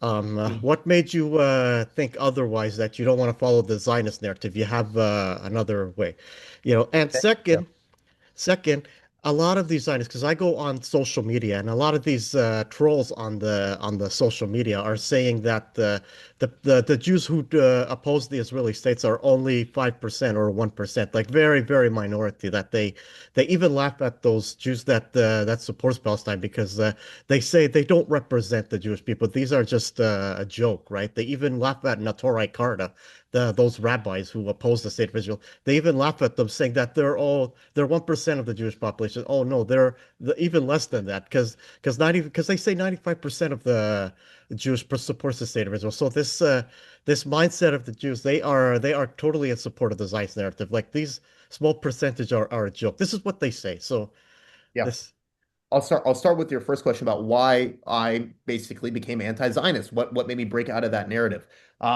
It's a very good question, and it deals firstly with my personal background. So I have deep family ties to Palestine on both sides of my family, even though I'm fully Jewish. My father is Ashkenazi Jewish, and his third great grandfather, my fourth great grandfather, was part of the first Aliyah, so the first wave of Zionist settlers in Ottoman Palestine. And that was one narrative, a very proudly Zionist narrative I got from that side of the family. My mother's side had a very different story. She is Sephardic Jewish, and a lot of her family migrated from Arab and Ottoman Turkish lands, or previously Ottoman Turkish lands, into the newly formed state of Israel. And they faced deep discrimination because of their identity. They were considered backwards. They were considered Oriental. And having both these narratives, it made me began to question at a very young age about, well, if even fellow Jews would be mistreated, how are the non-Jews being treated in the state, right? And that made me ask some basic questions about the Palestinians. But going through Hebrew school and the normative Jewish institutions I was frequenting, I was never told about Palestinians. If I was told anything about them, first of all, the word Palestinian was never used. The word Arab was used, right, to negate their identity and their connection to the land. But I remember so many instances, like in Hebrew school, when after a flare-up of violence in Gaza, right, when Israel would do a bombing campaign, like in 2014, which was 1 year before my bar mitzvah, the teacher would come in and give a whole talk about how evil Palestinians are, how barbaric these Gazans are, right? And at that moment, I was so angry. I was very angry at Palestinians, but an individual who settled my anger was actually my mother. She said, rather than being angry at these individuals or hating them for some unknown reason, how about you actually engage with Palestinians? How about you learn their story for yourself? That's exactly what I did. I went to high school, a public high school, not a Jewish school, and I finally had the ability to interact with Arab students, with Palestinian students. And the first Palestinian student I met, his name was Ahmad, and I knew he was Palestinian because he came every day to school wearing a beautiful black and white keffiyeh. And so one day I struck up the courage to talk to him, and the first thing I said to him was, I love your keffiyeh. I said, it's so beautiful. And not only is it beautiful, it reminds me as a Jewish individual of our talit, of our prayer shawl. And I started showing him pictures, and we're like, holy crap, these two things really are very similar. And slowly but surely, we're talking about our identities, we're talking about our histories, and we're seeing how similar we are to each other. He told me about his family experience during the Nakba. I told him about my family experiences in pogroms and the Holocaust. And we're talking about our culture. So many similarities. We're like, oh my gosh, this is restricted from us. We don't understand how similar we are. And that allowed me to humanize Palestinians, to see a Palestinian in my own shoes. And that's what allowed me to break out of the bubble, which I was inculcated in from such a young age. And that sparked my journey, right? The motto of Atidna is that Jews and Palestinians were one family, we're not inherent enemies, right? And I mean that in every sense of the word. We are one family, and so many people don't see that. And that's why I think conversation is so important. It's being able to engage, like I did with Ahmad in college, like I'm doing with you right now. I think these interactions are what allows us to humanize each other because we understand we are one family. what's dividing us is superficial and imposed from above. By us at the grassroots level engaging, we are upending that hate. So that's what made me throw off all the previous biases I had of Palestinians. And I think if more Jews, especially Zionist Jews, could be put in these situations to actually engage equally with Palestinians, to understand their story, to understand the persecution they faced in 1948 until this day, I think we would have many hearts and minds changed for sure. And to answer your second question, I think the numbers about how many Jews are non-Zionist and anti-Zionist in America are vastly understated. And I think one of the best evidences we have for that is the recent election of Zoran in New York. I think there's specifically a generational divide. I think it was 40% of New York Jews voted for Zoran, 60% voted for Cuomo, or the Republican candidate. I think for the most part, younger Jews are on social media. We're more privy to the Palestinian story. We understand that story much better than our predecessors who even if they're told that story, they don't want to hear it, right? They'll shut down that conversation. So I think with every passing generation, that number will grow. I don't think it's 1 or 5% or whatever small number they're saying are non-Zionists. I think it's already much higher. But I think as our generation comes into power, you'll start to see a massive shift, especially within Jewish internal politics, for sure, without a doubt. Right. And, I'm hearing that they're trying to suppress any speech, any Palestinian narrative that are, saying something. Like Larry Ellison, the guy who owns X Twitter, and that guy Elon Musk who owns TikTok, they're suppressing the Palestinian voice because they don't want to have any critics of Israel.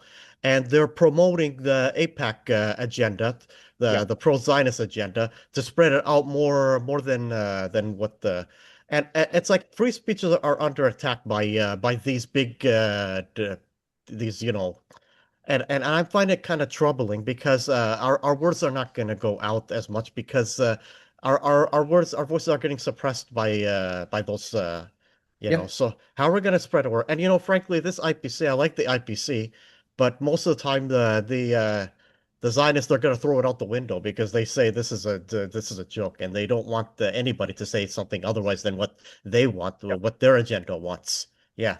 Yeah, very true. Very true. I think on the question of free speech, specifically with regards to social media, I think in the short term, we are definitely losing that war. I can already notice the algorithm changes on Meta, on TikTok. It's definitely skewing in a new direction with Ellison and all these other figures taking the front. But I think the best way to combat that is grassroots engagement.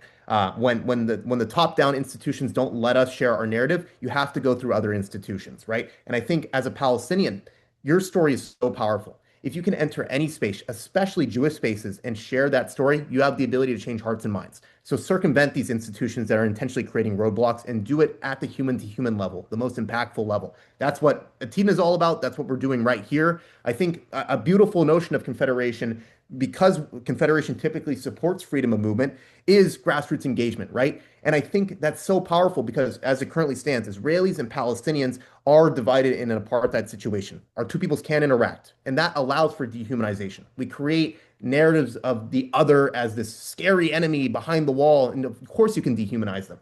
But by allowing notions like freedom of movement, that allows us to upend all previous dehumanization because we're actually engaging. We're considering each other humans. We're equally talking with each other. We're breaking bread. We're understanding our stories. That is so powerful, and that's how I think we can upend all the institutions trying to prevent us from coming together. Yeah, because they know they can lose the argument, so they decide to shut us off because they know they can lose the argument. Amen. 100%. 100%. I should add real quick, one thing that Elijah taught me was that the essential of cooperation between both the Jews and Israelis, Jewish Israelis or Jews and Israelis and Palestinians working together. The term, I think her name was Smadar, that was that spoke here from the University of Oregon. She used the term co-resistance. Co-resistance was something that I thought, wow, what a nice term. And it goes just beyond the talking and cooperation, but also in his work, for example, of protective presence and things like that, which is very important, extremely important. In fact, yesterday I actually met with Khalid yesterday about working on supporting those efforts. Beautiful. But go ahead, Joseph, and then Shlomo. So I would like to go back to the right of return. Mm-hmm. The biggest sin original sin that Israel made was expelling 750,000 Palestinians and then destroying their villages and then not allowing them to return. But there is another sin relating to that, and that is ignoring all of that. I was born in Israel. I was educated in Israel. I went through the Israeli military. And I can tell you firsthand from my knowledge, we never discussed that issue. We ignored it. We were taught to ignore it by ignoring it. And I don't think that something hurts more when you harm someone and then pretending that it never happened. That hurts more than I think than the actual harm. Because you're sitting there arguing that you were harmed and no one wants to listen to you. Germany did the right thing. They acknowledged the Holocaust, the Shoah. They acknowledged it totally. And not only did they acknowledge it, they agreed to pay compensation. And I remember I was a child at that time when there was a big discussion in Israel whether to accept compensation or not. And then the practical decision was made to accept compensation, because what really Germany did, they bought their peace. They bought their peace. And I think Naseer is correct. If Israel had agreed to the right of return, they would have brought their peace. But Israel is incapable of ignoring it, of acknowledging it.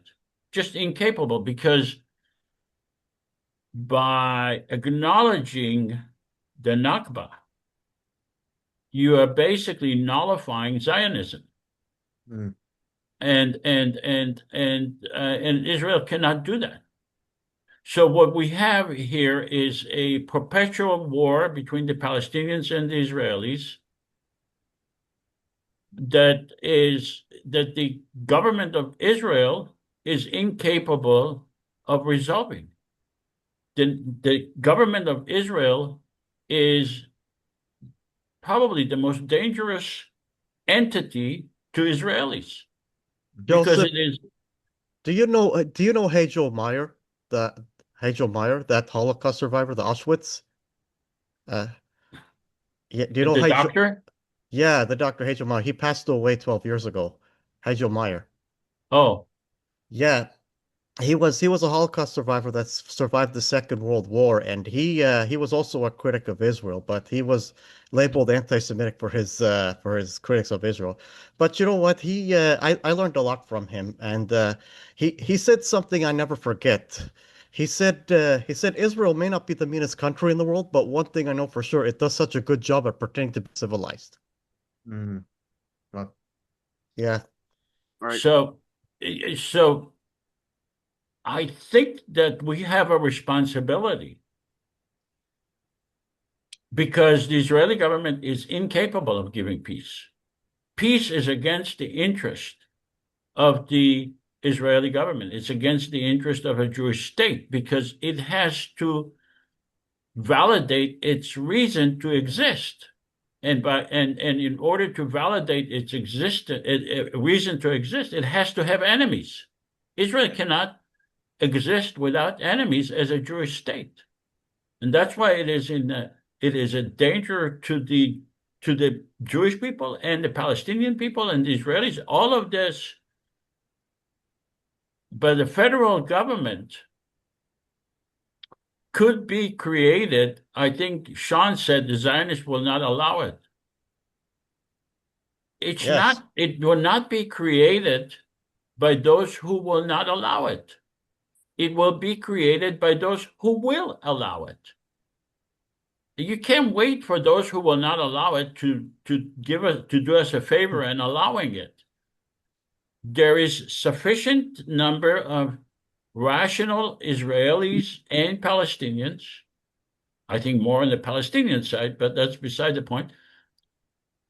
Sufficient number of Palestinians and Israelis who understand that their governments will never give them peace, that they have no vision whatsoever, that they are being sacrificed for a vision that just has a huge appetite for war.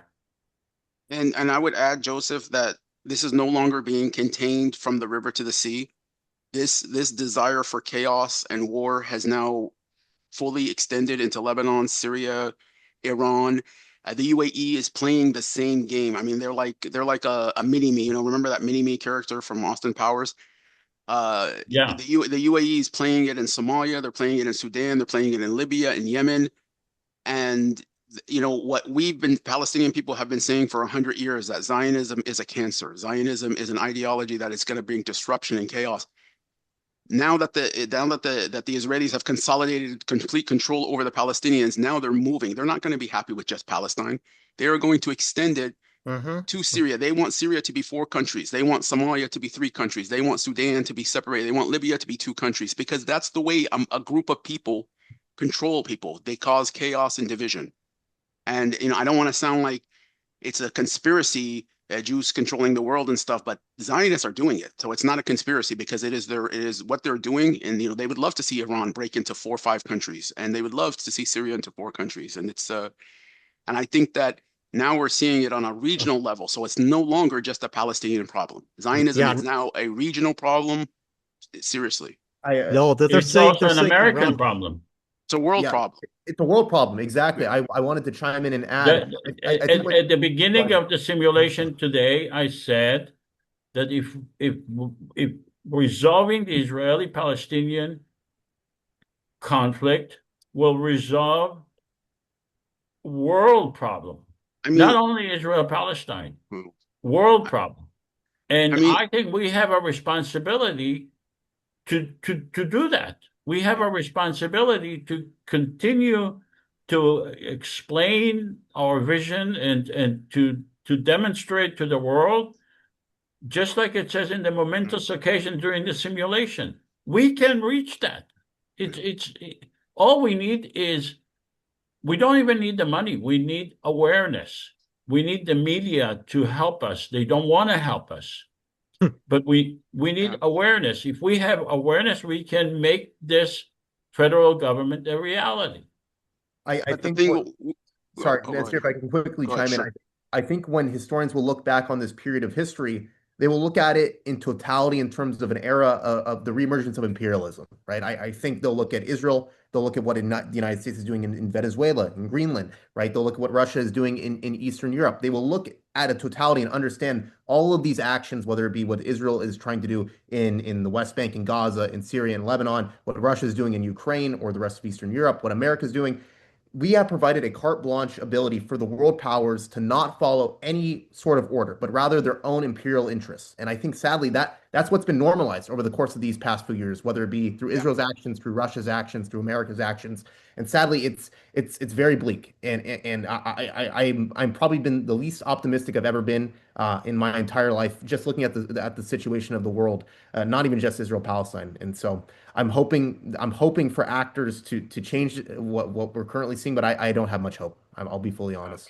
And part of this, before we go to Shlomo, sorry, Shlomo, to keep you waiting, but the issue is that it's almost as if the Israeli supremacy is almost like normalized, like even in the language of some of the legislation that we introduced, like, oh, we want something that the Israeli, like, it's a spoiled brat that gets everything that they want.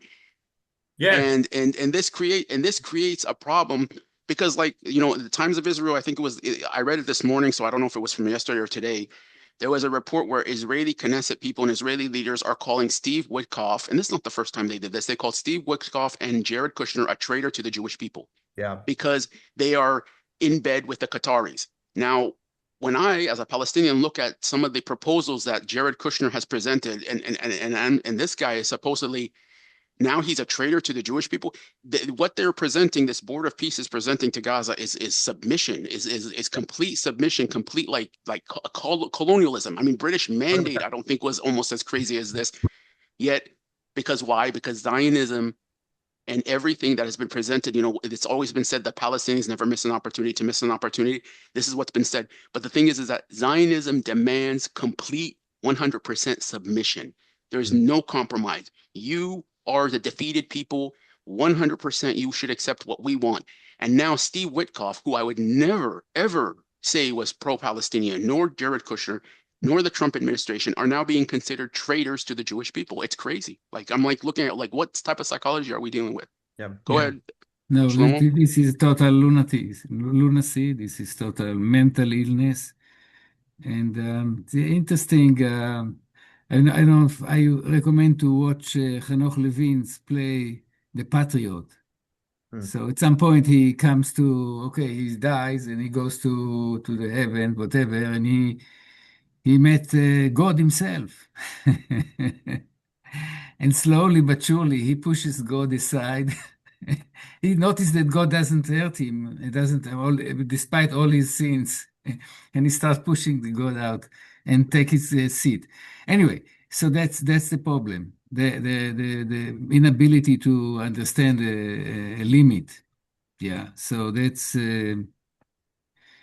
what I want to say. With respect to Zionism. So first of all, 40% of the Jews in America, at least, view what Israel is doing as genocide. And I kind of assume that because of that, they may not be a great Zionist. Maybe. The freedom of speech, which we all are looking with horror at what's going on in Europe and in America, that will, this is very, very disturbing. And to me, it is very scary. Because not just because that, of course, freedom of speech is such a basic right. It's because there's now the Zionists seems like they control the world, and they control people and their speech. And for how long do they think that people will accept it? At some point, there will be a huge tsunami that will take Israel and take all the Jews out and will bring the next Holocaust on the Jews. And the Jews that don't see it, they're blind.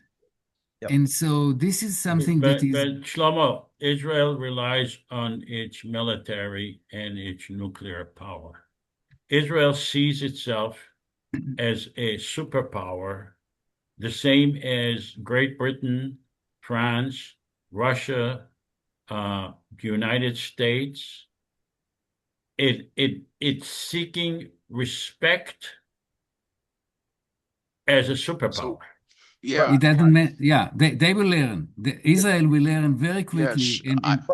If I can also jump in real quick, Naseer. Absolutely. I think a big point that Shlomo is hitting on, and it's so important, is that by Israel conflating itself as the Jewish state, by engaging in genocide in the name of the Jewish people, engaging in all these heinous actions in the name of the Jewish people, Israelis won't be the prime target of people that are angry at this. It'll be diaspora Jews. It'll be Jews not under the fold of Israel. Yeah, absolutely, 100%. So we are paying the price because of this genocidal entity that is acting in our name. And that as a diaspora Jew, I'm so fearful of that. And I Shlomo, part of the reason I'm so despondent and upset is because of exactly that. Because we in the diaspora are basically being portrayed as synonymous with Zionism by the state of Israel. The state of Israel is presenting us as synonymous with its actions.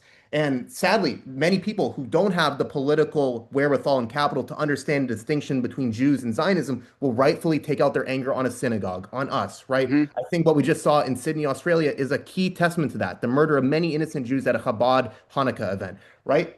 And sadly, that sentiment will continue to grow as Israel increases its actions in Syria and Lebanon. As more of this information gets out, people will start to take it out on Jews. It's their only target because Israel says we are acting on behalf of this population. What do you think real quick?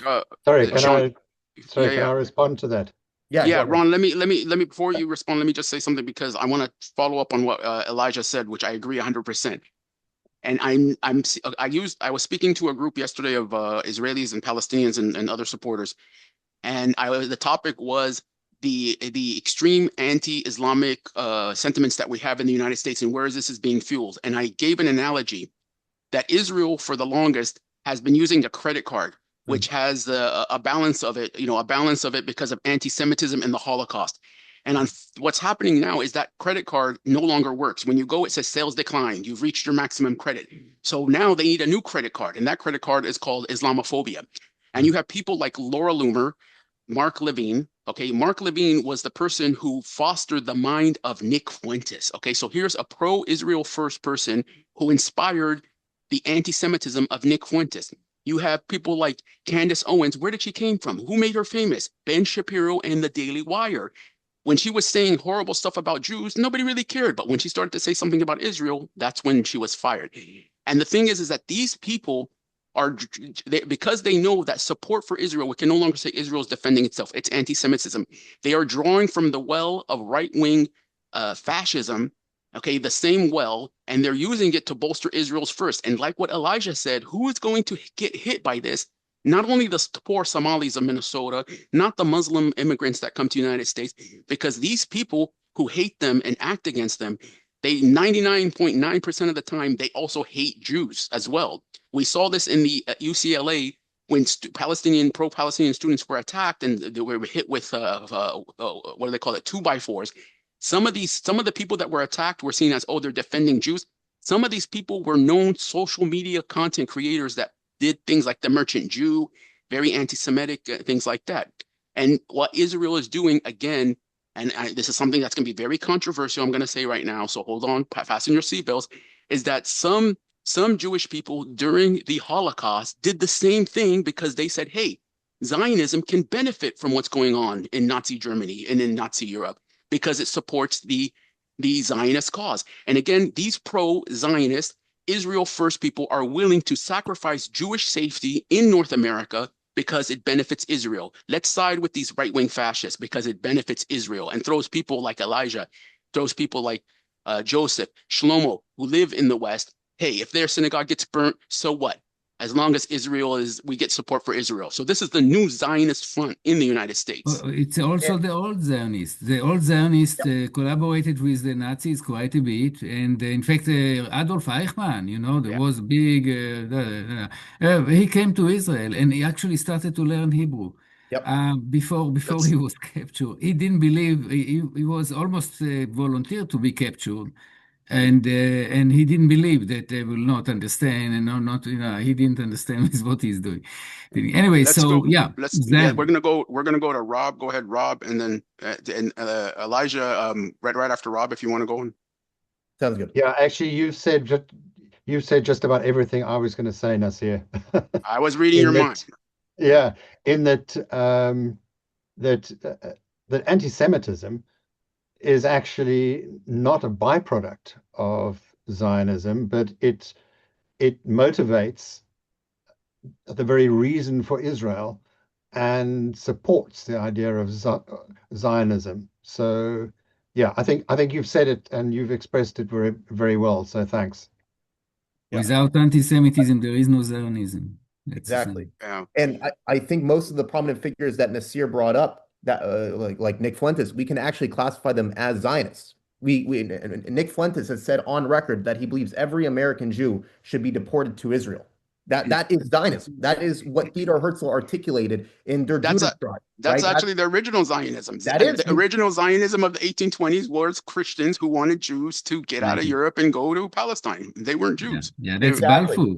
Balfour was an anti-Semite. He was a massive anti-Semite. Herzl said that Zionism can only succeed through the anti-Semites of Europe mass expelling Jews. That's how it create the demographic consensus necessary to build a quote-unquote Jewish state. And so I think we have to look at figures like Candace Owens, Tucker Carlson, Nick Fuentes through that lens, because it didn't stop existing when Israel formed, right? It has continued until this day. Fascists are always Zionists, especially anti-Semitic fascists. They are the most Zionist of Zionists.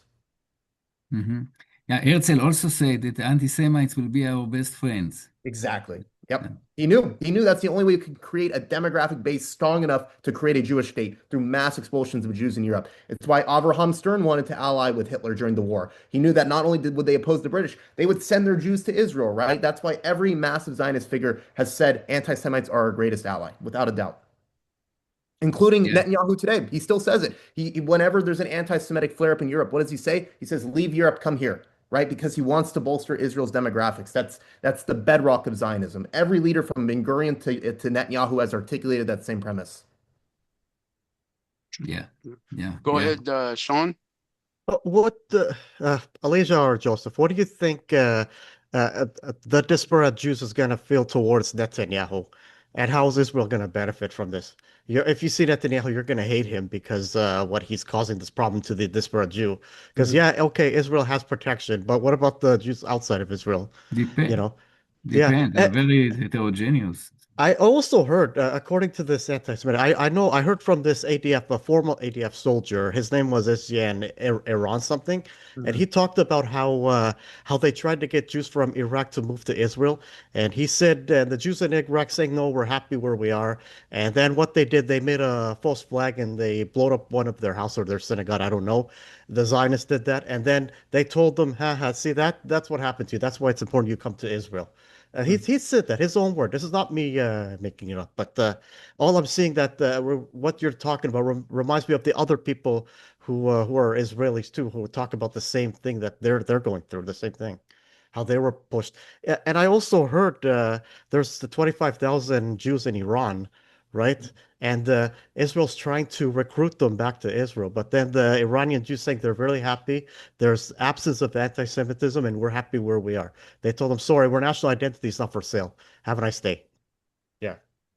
Joseph, you are Iraqi Jewish, correct? If I'm not mistaken from what Naseer said. Yes. My dad was born in Basra, and my mother was born in Iraq. They immigrated to Palestine in 1936. Wow.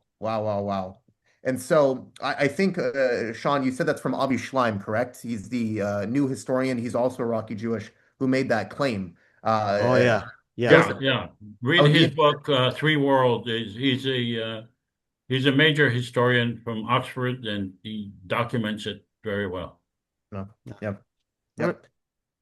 And I also want to quickly add, I think part of figures like Avi Shleim, Benny Morris, well, not so much anymore, but what Benny Morris used to be, and Ilan Pappé, I think these figures have created what we are currently doing. I think they've created the social impetus to understand what happened in 1948. And I think by understanding what happened in 1948, understanding that original sin, you have to be of the mind that to reverse this, you need to go against Zionism. That's the only solution you can possibly have through this. And so I think confederation, specifically through measures like right of return, allowing freedom of movement throughout the entire land, is exactly how you confront this. So they deserve a lot of credit for my personal thinking, and I think a lot of the individuals in this call's thinking as well.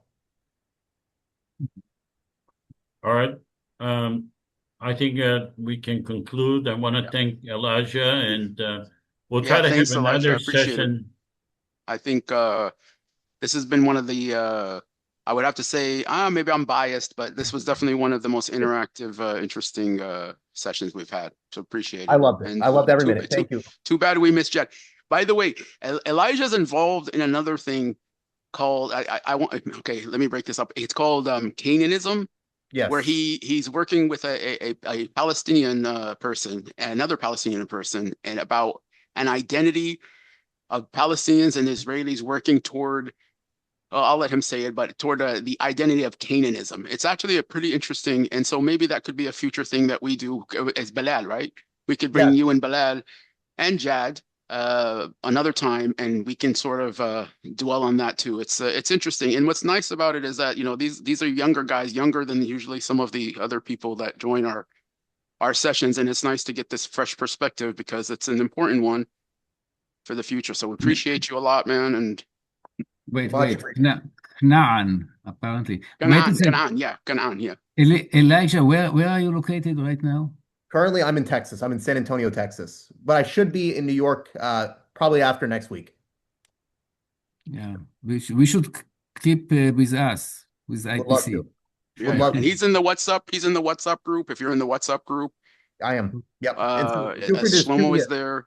Yeah, And send me a DM, 100%. And Naseer also has my contact information, like email and everything else. So I'm happy to connect any of those ways for sure.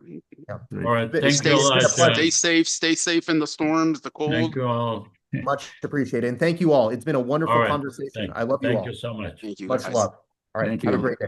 Bye. Habibi, you. take care. Bye-bye. Yalla. Bye. Thanks, Joseph.